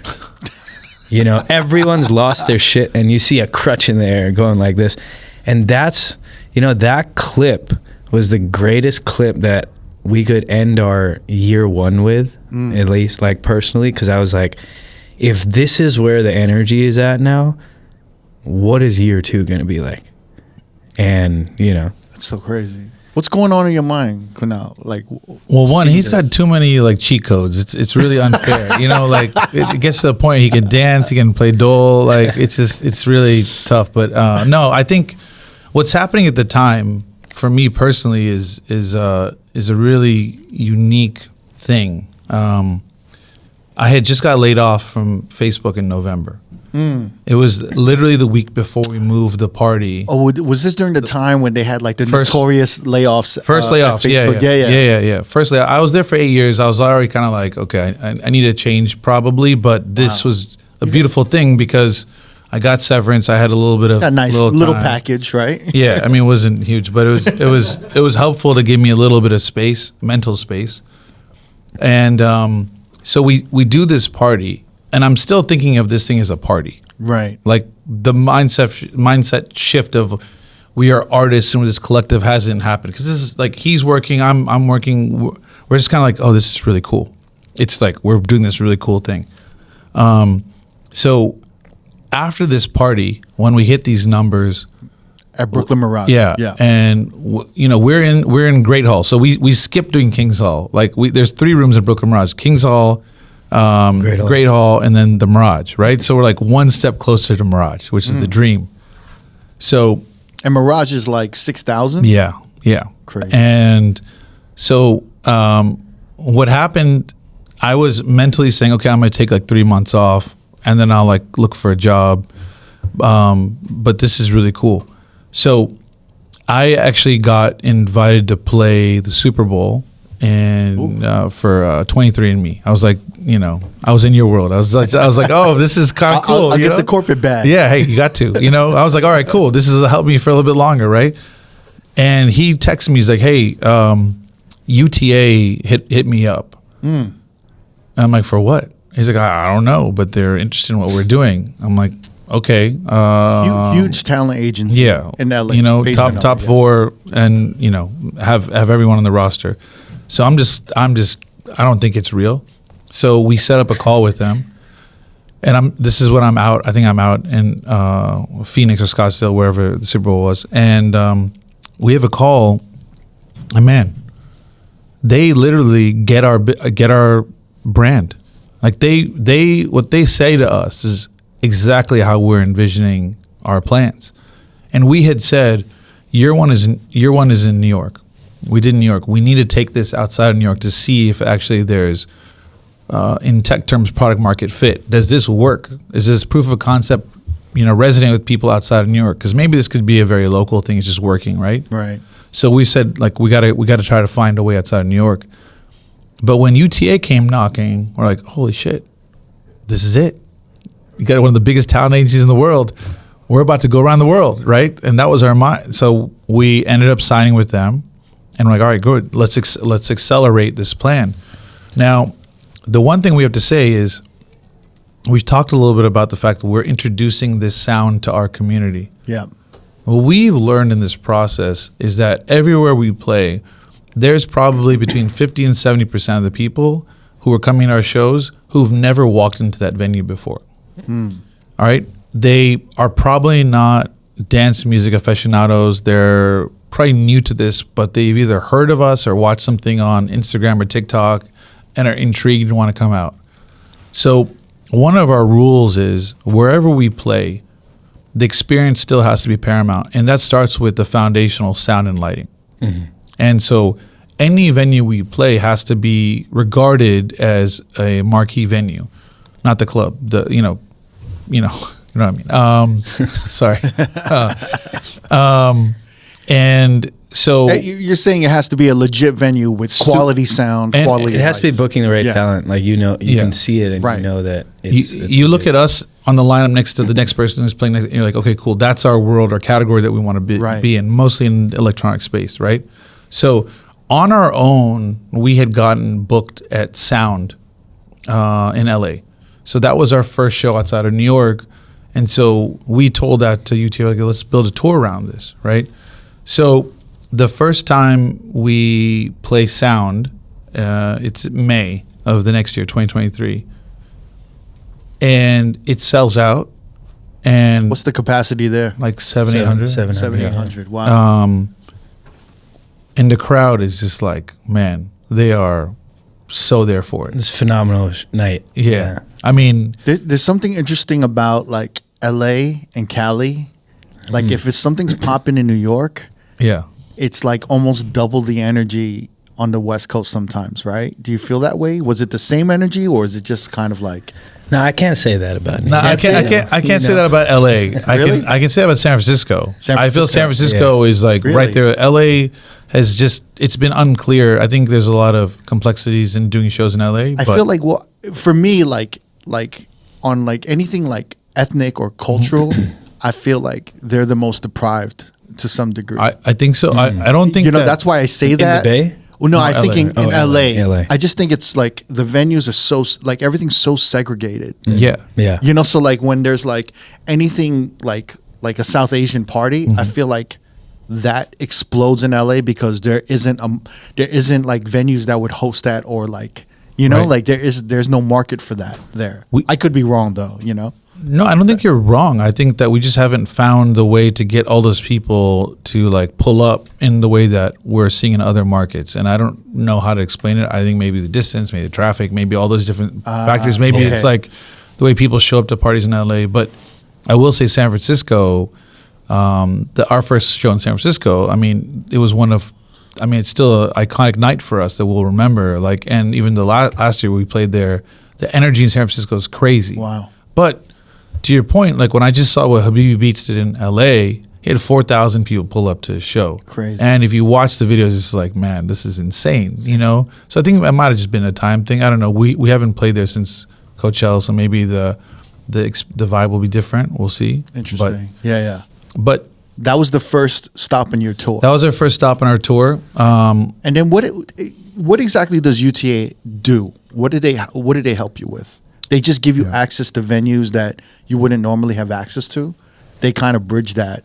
Absolutely. I think a lot of people are still learning about who we are and what we do. I don't think there's a lot of what I've learned about the booking world is there's a little bit of follow the leader. If certain venues book you, other venues will take a chance on you. They're looking at a variety of metrics to determine if they should book you or not. But our metrics are actually funny because we don't have streaming metrics right now. But we have ticket sales, hard ticket sales that could back us up. Right. You know? I if I look up Indo Warehouse on Spotify, I was expecting like, hundreds of thousands of like listens or streams, but it's like, it's very different. Yeah. It's like, but then I see like, It's okay. You can be real. no, I'm just saying. You're trying to be nice right now. Like, No, but Where is it, guys? No. But I think it's interesting. It's like Indo Warehouse. Like I know, like on a streaming level, musically, you're not there. But on an events level, right? On a live performance level, you're beyond that kind of. You're almost beyond what like like a regular artist who had millions of streams. They couldn't even book some of the venues that you guys booked, which is interesting, right? I think we did it backwards. In both mixture of intention, but I think like we talk about all the time how people in the industry on the booking side, on the agent side, often find us to be an anomaly because normally an artist is going to take years to build their music catalog. Something's going to finally tip, and then that begins their more like medium-sized or larger touring career, right? But before you have that tipping point, it's hard for you to break through a 500-person room until you have that viral hit, which then catapults you. Right. On our end, we completely did it backwards, right? Like, so for the artist I was just talking about, it may take this person 5-10 years to get to large-scale venues of work and music and putting out music. On our end, we completely flipped it where we were like, we're going to throw shows, and the shows are going to build the crowd and the audience, and then that's going to grow together. And then as that grows, and as our audience begins to grow deeper with us, then we're going to begin to create more music, introduce more music, and we will have the tipping point for music. Yeah. But it's just opposite. And so now the crazy thing to think about is like, if we've built touring already, when music tips, because it will, what is that going to be like? Well, here's the interesting thing is you guys have filled a void in the event space right? In like a real life experience for people, especially like for a South Asian experience. And I think the music comes later, because it's like, in order to really, it's almost like Bay Area music. If you just listen to Bay Area rap, you're just kind of like, like I don't get it. But it's like when you go to the Bay and you see Bay Area music like hit, you're like, oh shit, like this. It hits different, and you start liking the music because you're seeing. Well, you're seeing the dances. You're seeing like, you're seeing like the people, the locals. It's its own subculture. It's its own movement. It's its own culture. So like, your events are building the demand for the music. Right. So it kind of makes sense in itself as your events start. As you start touring more and more. And like, you guys just did Coachella. I think the music is like inevitably going to follow. The question is it going to become like what's happening with Afro House right now? So where you have like, Hugh Gell making, South Asian music. Well, he just released on his label. He did? Yeah. We just released a record on Make the Girls Dance. It's called Miami Gidda. I think, you bring up Afro House. It's like, I think now where we are, and we can go back and forth on the timeline, but I think like we're at the intersection for Indo Warehouse. Like, we're at the intersection of culture and commerce. So like, culture is the soul, and like commerce is the engine. Right. So like, when you bring those two together, it's not just a trend. Like, it's an ecosystem that just pays for itself. So like, that's what we're trying to build, and we've seen it with certain artist projects in the Afro House world. But I think for us, we've always thought that it's bigger than just the music, right? Like, experience and music is one thing, but how do you activate culture on a level that can both educate everyone, make money, build businesses? Like, right now we're in a lifestyle vertical. Like, that's where we are right now, but everything else is like right there. And so for us, it's like, now we're going into year 4. And year 4 for us is about like, okay, our roots are there. We just got to get the roots deeper and then expand. And so, now we have a huge focus on music, but we're thinking a lot about like, what is the future of our business? So with your first tour, when you were hitting up LA and San Francisco, what did you learn from that first tour? Like, going outside of New York? Were you noticing that certain things were hitting in different cities? Because I was researching South Asia, and it's really deep. Like what people are speaking, like the languages from Punjab to Sindhi to like it goes on and on. Okay, and then we have to clear something up right now. Yeah. You've said now Punjabi MC and Punjab. We got to clear up the pronunciation, because you can do it. Okay. I know you can do it. Wait, think of Punjab as the way you say big pun.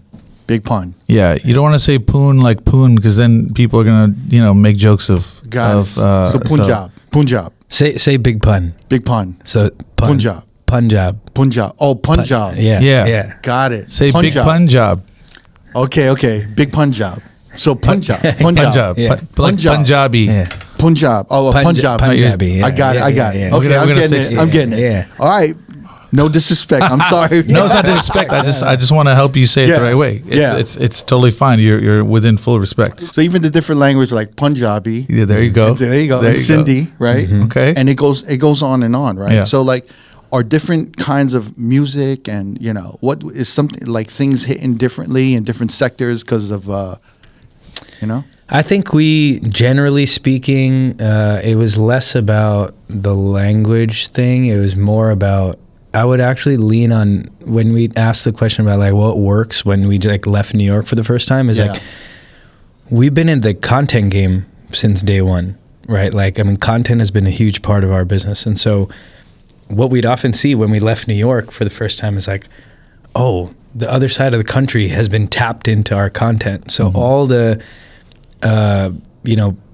records that, or edits that we've made that have in some format within our community gone viral, those are the ones that hit instantly. And so like, it was this fun game of figuring out how to set up the set like for each of us, set up our sets in ways that we know that, hey, that record, that's going to shake the whole room. We know that, like, let's put that towards this part of the set so that we give ourselves enough time to try out new stuff here or there and then give them another one. Again, it's that game of here's a piece of candy for you. Right. But now the good part is the candy's not Pepas. It's one of our records. Yeah. You know? Interesting.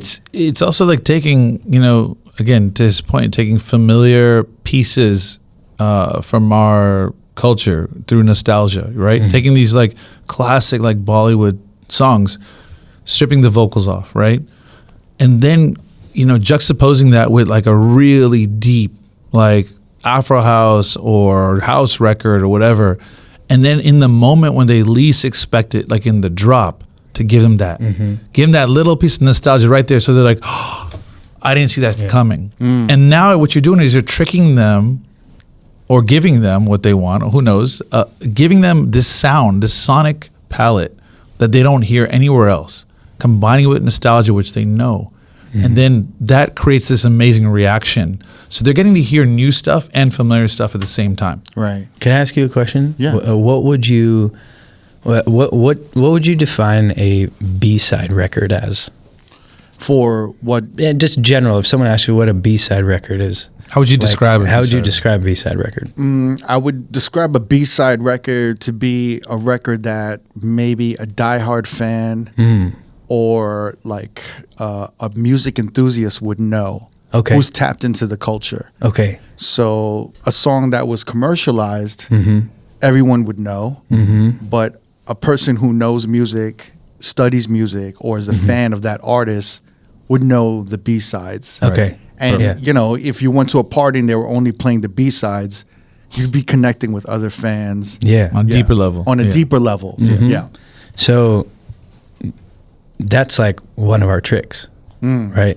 And if I explain that, it is the following. Like when we look at Bollywood as this huge pocket of music that is dominant in South Asia, in India primarily, the thing is, like, for all of us, especially in the diaspora, but even back home in India, you are immersed in Bollywood no matter what. You don't have a choice. Like it's surrounding you. You can, over here, growing up, we had the choice to like leave. Like if you're in the living room and your parents are playing a Bollywood movie, like you can leave, but it's just there in the background. And so there, yeah.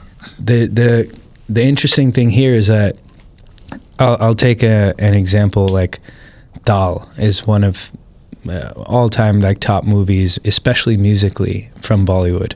Now, I've done this test. If I ask someone, hey, I want to make a remix to a Dal record, one of the records in Dal, and mind you, in Bollywood, when you have a movie, every movie at that time had like 8 to 10 songs in it, right?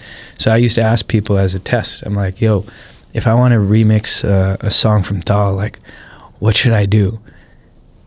Every single time, the first response to someone would say is Ramta Jogi, right? It's one of the top big records in there. That made me be like, I'm definitely never doing Ramta Jogi. But then I ask another one, and usually it'd be like the title song, Dal. Okay, now I put that as a maybe. And then I go back to the project and I listen to it and I'm like, what are other records on here that I know everyone knows, but no one's thinking of? Because we've all been at weddings that play it. We've all been at the movie theaters when it was there. We were all on long drives to New Jersey or Pennsylvania when that cassette is in the car. Everyone knows that record, but they're not thinking of it because that wasn't the flagship record of the movie. And I would take that record and I'd take something from Nervous Records and I'd mash it up and I'd be like, boom. Yeah. And then I play it, and at the first time they hear that first phrase of that record, the whole crowd just loses it because you literally tap into something that is already etched in, but they're not thinking of. And that's like the magic sauce. And I mean, it's not really giving anything away. I think that is a skill set from understanding and having a book of knowledge on Indian music. Like me saying that to someone doesn't mean that some DJ can just go and do that, because a lot of DJs would pick Ramta Jogi, and that's okay. but it won't spark the same level of enthusiasm as picking the B-side record. And so like that's been one of the tricks like the last 3 years. That's what I say. Like, it doesn't matter how long he's been DJing. Like, a good DJ would do something like that. You know, like the ones that we go hear and we're like, oh wow, they picked that record. Like that. That's a special night. You know, because if you wanted to go hear Bollywood music in every city, you could probably go hear that somewhere else. But that version plus what it's placed on top of, right? So we use kind of mashups or our versions of these edits as a way to build the sound. Because in the time period in which we're touring, in which we're trying to actually bang out these like records, we don't have time to be in the studio and actually craft new things and find a vocalist and do this. And also in building accessibility and understanding about what the sound is, we brought familiarity into it. Even if it was a B-side, you do that, you put it on something else, people gravitate towards the sound. Now, during this time, we're like, all right, great, that worked. Now let's go craft our originals with that in mind, right? Let's go build songs, tracks that actually have that. And we've done that. We have worked with a bunch of other producers who are doing it. I mean, our label now has nearly 50 releases, all original music on it. So this is when you started the label around this time, or much earlier? It started right from the jump. I mean, the first record we released was, I think, like the week after the first show. Really? But then it was slowly building, right? I think there wasn't like steam behind it. There wasn't a strong game plan in the beginning of like how to release records. What does it mean to release on Indo Warehouse? As an artist, is it just coming from internally, like our roster, which at the time was literally just Kunal and I, or are we collecting sounds from other artists? So now that there's a lot more clarity in that, and there's a huge target that we're trying to achieve, which is getting Indo House as a genre officially recognized and categorized. Because one of the problems is, right, like Miami Gidda as a record just got released on Hugh Gale's label Make the Girls Dance. I would love for it to be categorized as Indo House, but it won't because it doesn't exist, and it'll then get auto-categorized as Afro House. Right. You know, it's over time that's problematic because like a lot of our records are being categorized in a culturally related category that doesn't match. It's inappropriate, and it's been happening in 2023. In fact, everyone's down in Tulum, and we just keep on seeing videos of this one song being played over and over again called Poppy. And I was there. You were there. He was there. Yeah, he was there. And we're just seeing this. We're like, holy shit, this song is being played with Punjabi vocals. Right? And it's being played by all these Afro House DJs at every big party. And we're like, that's our culture being represented. And for us, we're just so happy. We're like, wow, it's happening. People are seeing it happen. But this record got dropped by an Afro House label, is being categorized as Afro House.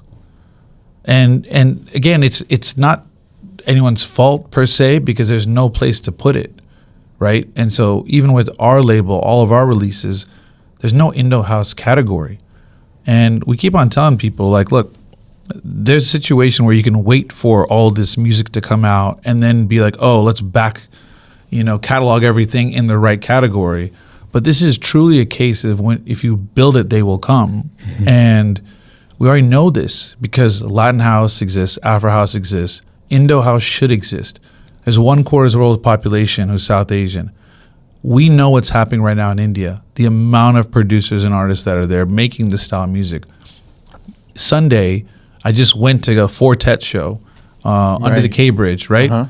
7,000-8,000 people. He has one stage dedicated with this collective from the UK called Daytimers, and they're literally all playing what could be categorized as Indo House. Wow. And there's no home for that music, so all these people are making this music, and their music is being categorized either house or deep house or breaks or whatever, but there's an element that deserves to be categorized as Indo House. And, you know, if Jamie or someone here, I would probably ask a question. If you hear a Latin vocal on a house record, is that a Latin house record? By definition, I would argue, yes, it is. So if you hear a South Asian vocal on a house record, it should be categorized as something that's related to the culture because that's what makes it unique, you know? And so we are constantly telling this story to people because it's important. it's important for our music to at least be categorized accurately, Right. so that people can find it. It's that simple, right? Now, if you're Beatport, and you're thinking about this, there's two sides of this. There's one about, accuracy and categorization, and then there's the economic element. If you were able to actually create this category, you would find so many producers uploading music to this category, because there's a ton, and you would make a lot of money that you're not making right now, simply because people are looking for this music actively. If you talk to any South Asian wedding DJ in America, or maybe the world right now, the number one style of music that they get requested to play weddings is Indo House or Indo Warehouse. And we did that. Amazing. We did that. We did that. So what is the process in your head on Well, trying to? I've talked to them about it. I think what they want to see is that there's a more output Right. of this sound. They want more And volume. They want to Yeah. see volume, but I'm Yeah. saying, how would you know if there's volume or not? Like, how do you know if it's being uploaded or not? Like, how the algorithms in your backend cannot tell if this is a South Asian vocal or not. It doesn't work that way. But I think like a lot of that has to come from educating and spending time, and like I mean, it has to come from more than just us.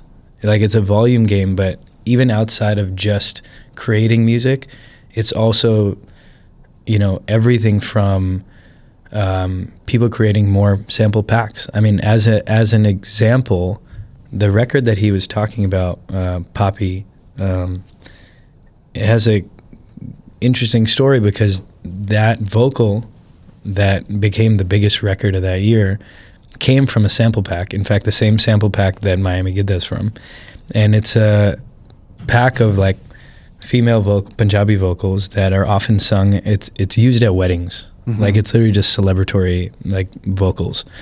And this artist took the vocal and made a record with it and thought it was cool. It's very much in the sonically, I would say more in the Afro house lane at that time. Right. But then when I heard it, I remember it was just, everyone was Shazamming it. It was all over Instagram. And I remember seeing, the title, it's called PAPI. And I'm hearing it and I'm like, what the fuck? It's not Poppy. I know what she's saying. It's Bobby, with its way of pronouncing something that's spelled BHABI, but it's pronounced Bobby. That's why it sounds like Poppy, but that means sister-in-law in Punjabi.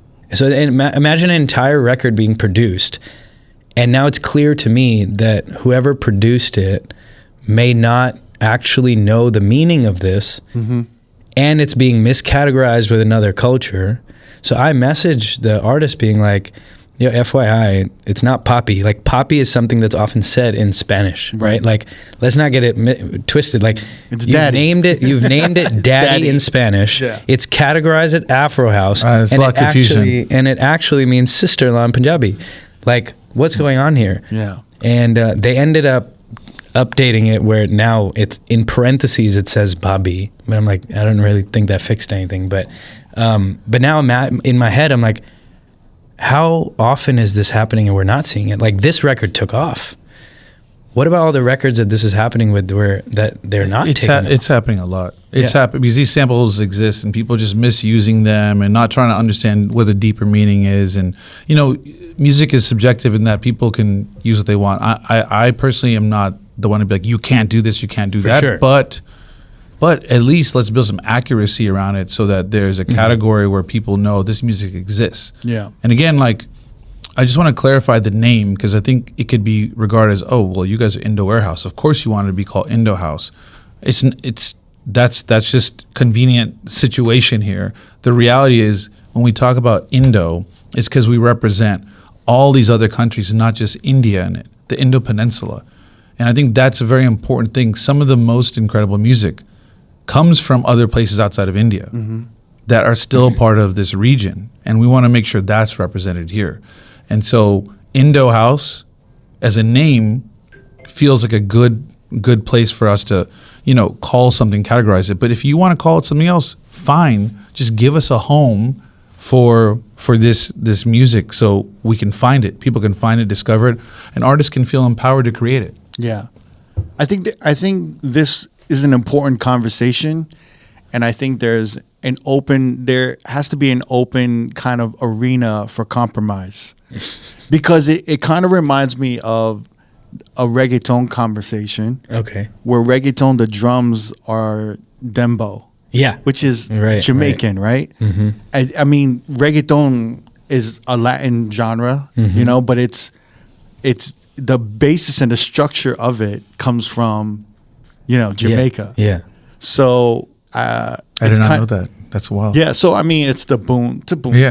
So like as you guys are speaking about Punjabi sounds and vocals being used for Afro House, it's still on the structure of Afro House. But what's the structure of Afro House? Well, it's probably just the sonics of like percussions, right? And I think this goes drums. back to the Afro House Light conversation. Well, yeah, I mean, Yeah. it's. I think that's what I'm saying. Yeah, It's a big conversation, and there's like a lot of people have, a say in Okay, it hold on. as well as you guys. I completely agree with you. Yeah. I do think that. I think it's one of those things that it's just going to take time to develop to its own subgenre of Indo House. And I think it's well deserved. And I think as much as you're saying like it requires other artists or musicians to get involved, I think you are the face, and both of you and Indo Warehouse will ultimately be responsible for championing it and making it bigger. You guys, only you can do it, I think, in my opinion. I don't know, from my perspective. I think you're already on your way of doing it. And it's so early. Like, everything's been happening so fast. Like when we think about it, like it's so fast. Everything's been moving so fast. And it's like, it's just so interesting how this all happened organically. And it's just moving so fast. I mean, you guys just did Coachella. And I was watching it. It was amazing. Thank you. And it was like unapologetically South Asian, That's right. from the dole drums. Am I pronouncing it right? Yeah, From perfect. the dole drums to the Bhangra dancers, and then you had like Garba dances. That's right. That's right. So I'm like, you're representing so many sections and countries and cultures in South Asia, That's right. which I don't know if has ever been done, especially on a Coachella stage. No, it It's hasn't completely been. groundbreaking, right? Yeah. I mean, I don't know how you guys felt after that performance, but I mean, I got chills watching it, and I was looking at the comments, and it's really amazing. I think everything you guys are building, it's all going to come in time, but it's been happening so fast. It's been happening quick for us, but this has been growing for a long time. And I think Sure. that's why we have made the commitment to push, because we just believe it should have existed for a long time. But thankfully, we have a lot of people who have inspired us, and we can look to their model and their system and learn from them and then create our own version. But yeah, I mean, our goal with Coachella was to put the culture on the front of the stage, and I think we did that, and I think we feel very proud, and we feel incredibly thankful to have the opportunity to do that. When we were plotting for Coachella, the question was, do you guys want to play in the Yuma tent? Your electronic acts, your DJs, this is typically where they play, or do you want to play somewhere else? And we were like, we want to play at Sahara. They're like, maybe not yet. But we're like, no, we'll take Gobi. Gobi is a beautiful room, beautiful stage. We need to put performances on to show people the depth of what we're trying to convey, sonically, culturally, and it's a beautiful moment. I think it's a homage to our culture, but it's also something that is very personal for the both of us in terms of what we are able to represent. For me, I'm Gujarati, so the Garba dancers represent where my family's from. He got to represent for the Punjabi side of his family, but he also got to represent as a dancer. And I think that was really, really important. That was crazy. And when he gets to come out as a dancer in that moment, I mean, it's giving me goosebumps now thinking about it, because that is a full circle moment. And we did this all under the bed of Indo House, And we didn't cut any corners. We spent a lot of money to produce that show. And I was gonna say, like, what was the development time in building that show? A year. A year. Yeah. Like, yeah. I mean, yeah. Realistically. So basically last June, we had this conversation, which again, I think comes from the fact that he's a performer. And if you had to like easily label us, he's a performer, I'm a DJ. Mm-hmm. And he was saying to me, we need to get out of the category where we're just viewed as DJs. And I said, okay, what do you have in mind? And we started thinking about what a live experience could be, right? And so that was the beginning part of this conversation about what a live experience could be. And then when we put together, it came together, over 3-4 months specifically around this. So it's like first building the set, just to be very transparent. The set's pre-planned, pre-built. We're not going up there and be like, wonder what we play. No, it's like it's designed like a show. Like if Beyonce went and performed, like it's designed from that. Every single minute is detailed from who's on stage, the visuals, the lighting cues, the dancers, et cetera, et cetera. Like it's all broken down in that 60 minutes. We had 50 minutes of time. Every single entity is broken down perfectly. And so we had to build a new skill set that, we hadn't done it this way. We'd done versions of this, but we had to bring a team together. And thankfully we had an amazing group that really gelled like a family. And also inspirational because there's so much opportunity to grow from that moment. Yeah. Is it all overwhelming how fast it's moving sometimes? Like, because the opportunity's there. But sometimes you feel like, wow, is this happening too soon? It never feels like that. Not really. I don't think it feels, the overwhelming piece doesn't come from like us feeling like we're moving too quickly. I think we acknowledge that everything's happened really fast, but I mean, we wouldn't have wanted it to happen any other way. I think like one way of looking at it is like electronic music is having its biggest moment in history so far, right? As a top level genre, and so timing couldn't be better.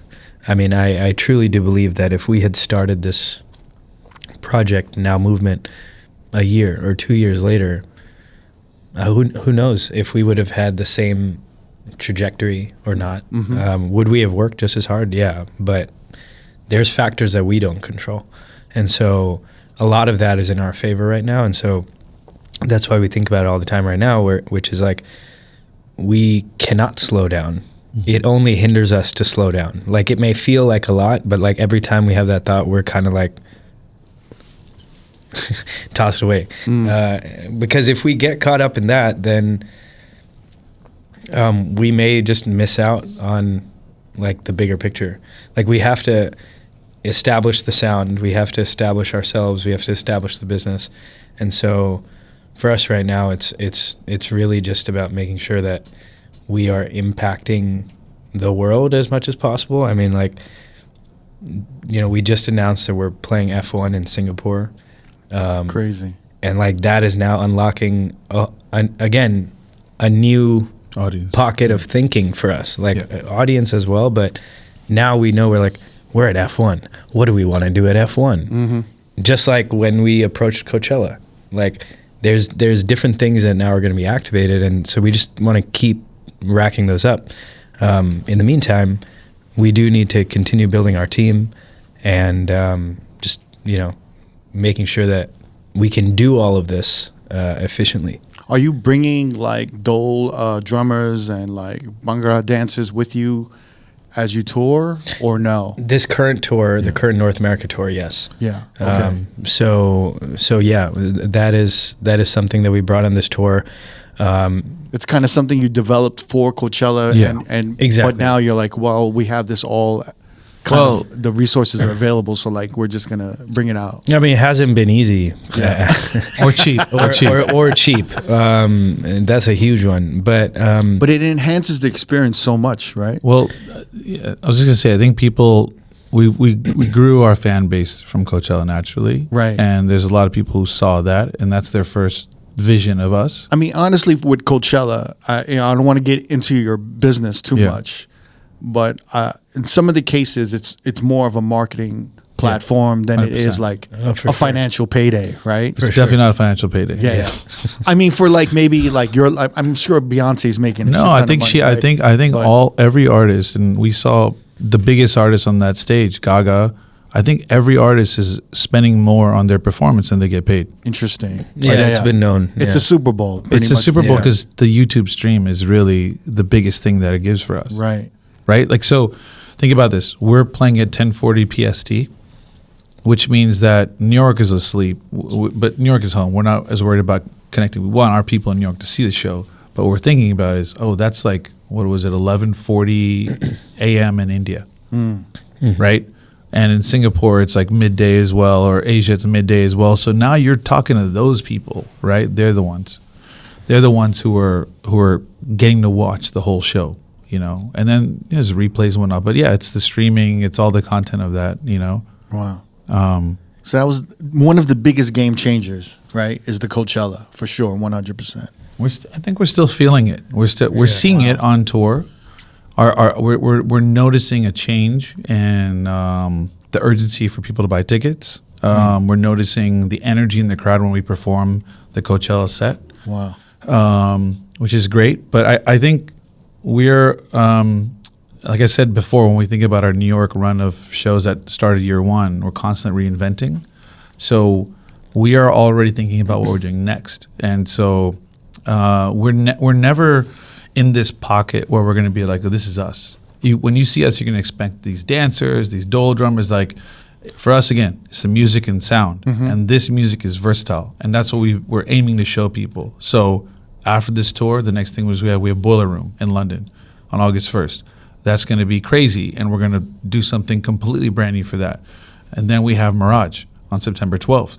It's going to be completely different than Boiler Room, Then we have F1. F1 will be a little bit unique just because of the experience where we're in. And then we have an India tour probably. We're always thinking about what's the next thing that we can do to elevate and show people how incredible this sound is. And to go back to your question about moving fast, I honestly believe it sounds crazy, but I think both of us think we're not moving fast enough. Really? Because this thing, this is a wave we're riding, and we know these waves crash. So you got to get to the highest point of that wave. So even if you crash, you're still on a place of good footing. Right. And we're not there yet, Is that one of your biggest concerns? For me personally, yes. Yeah. Absolutely. This can be gone tomorrow. Versus Connie, do you feel that concern or not as much? Yeah, 100%. You do. Yeah. I mean, I think both of us approach this as like we want this to be a sustainable business. I mean, this is we left what we were trained to do, or what we like safety in certain jobs to pursue this full time. So this year, your main focus is to create an amazing, sustainable world tour. Is that what it is, or what's your focus this year? Or is it to sustain the music itself? Or is it to develop and promote the music more, or all of the above? So yeah, it's a little bit of that. So I'll break it down, I think, into the highest priorities. So I think the first thing is build a team. This is the team. You're looking at the team right now. This is the full-time members of Indo Warehouse. But you guys have expanded. You have like new members, right? Or No, we have other artists, but again, artists is like they're not responsible for like building the business, right? So of course we They have other one job to do: make good music. Yeah, That's it. yeah. So let's shout out some of your artists, right? Because they performed at Coachella, right? Well, we have one signed artist. Unvaya Right. Unvaya Music, which is like a duo. Yeah, it's a incredible husband-wife team that we joke that they're AI because the way they make music is like you give them one input and they just get better and better and better and better. Right. They're both working doctors. It's crazy. One's an ER doctor, one's a gastroenterologist. It's the definition of the exemplary people that you'd have anyone in the diaspora be like, oh, like, if you exist, then I can do whatever I want. Like, I've been told that I can't. I've been told that I need to do XYZ things and I can't be creative. but you're doing it. You're all of the above. You made it to be doctors, and yet you just played Coachella. Yeah. Okay, Like, fuck all the rules. insane. Yeah, and they're the best human beings possible. Yeah. Like, they're just incredible people above everything else they do that's incredible. As human beings, they're just amazing. So we have them, but our team expands. Like, so they're the artists that are signed to our Right. label.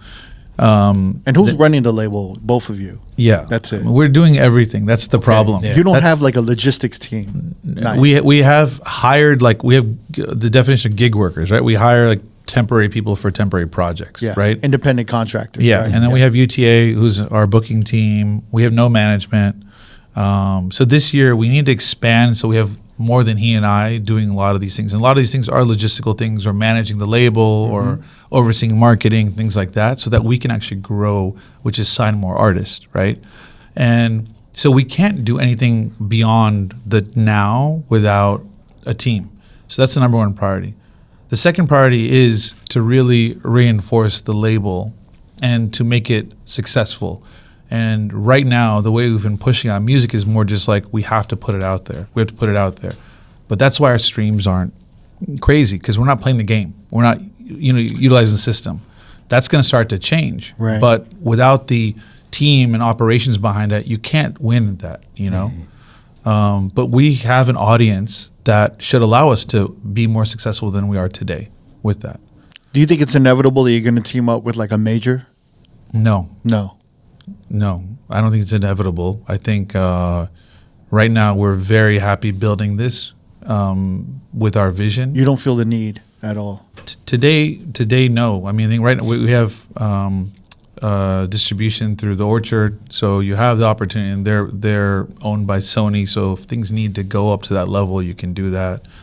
But no, I mean, I think we have majors that are working with us in terms of like UTA. They're a major partner. We have the Orchard, major partner.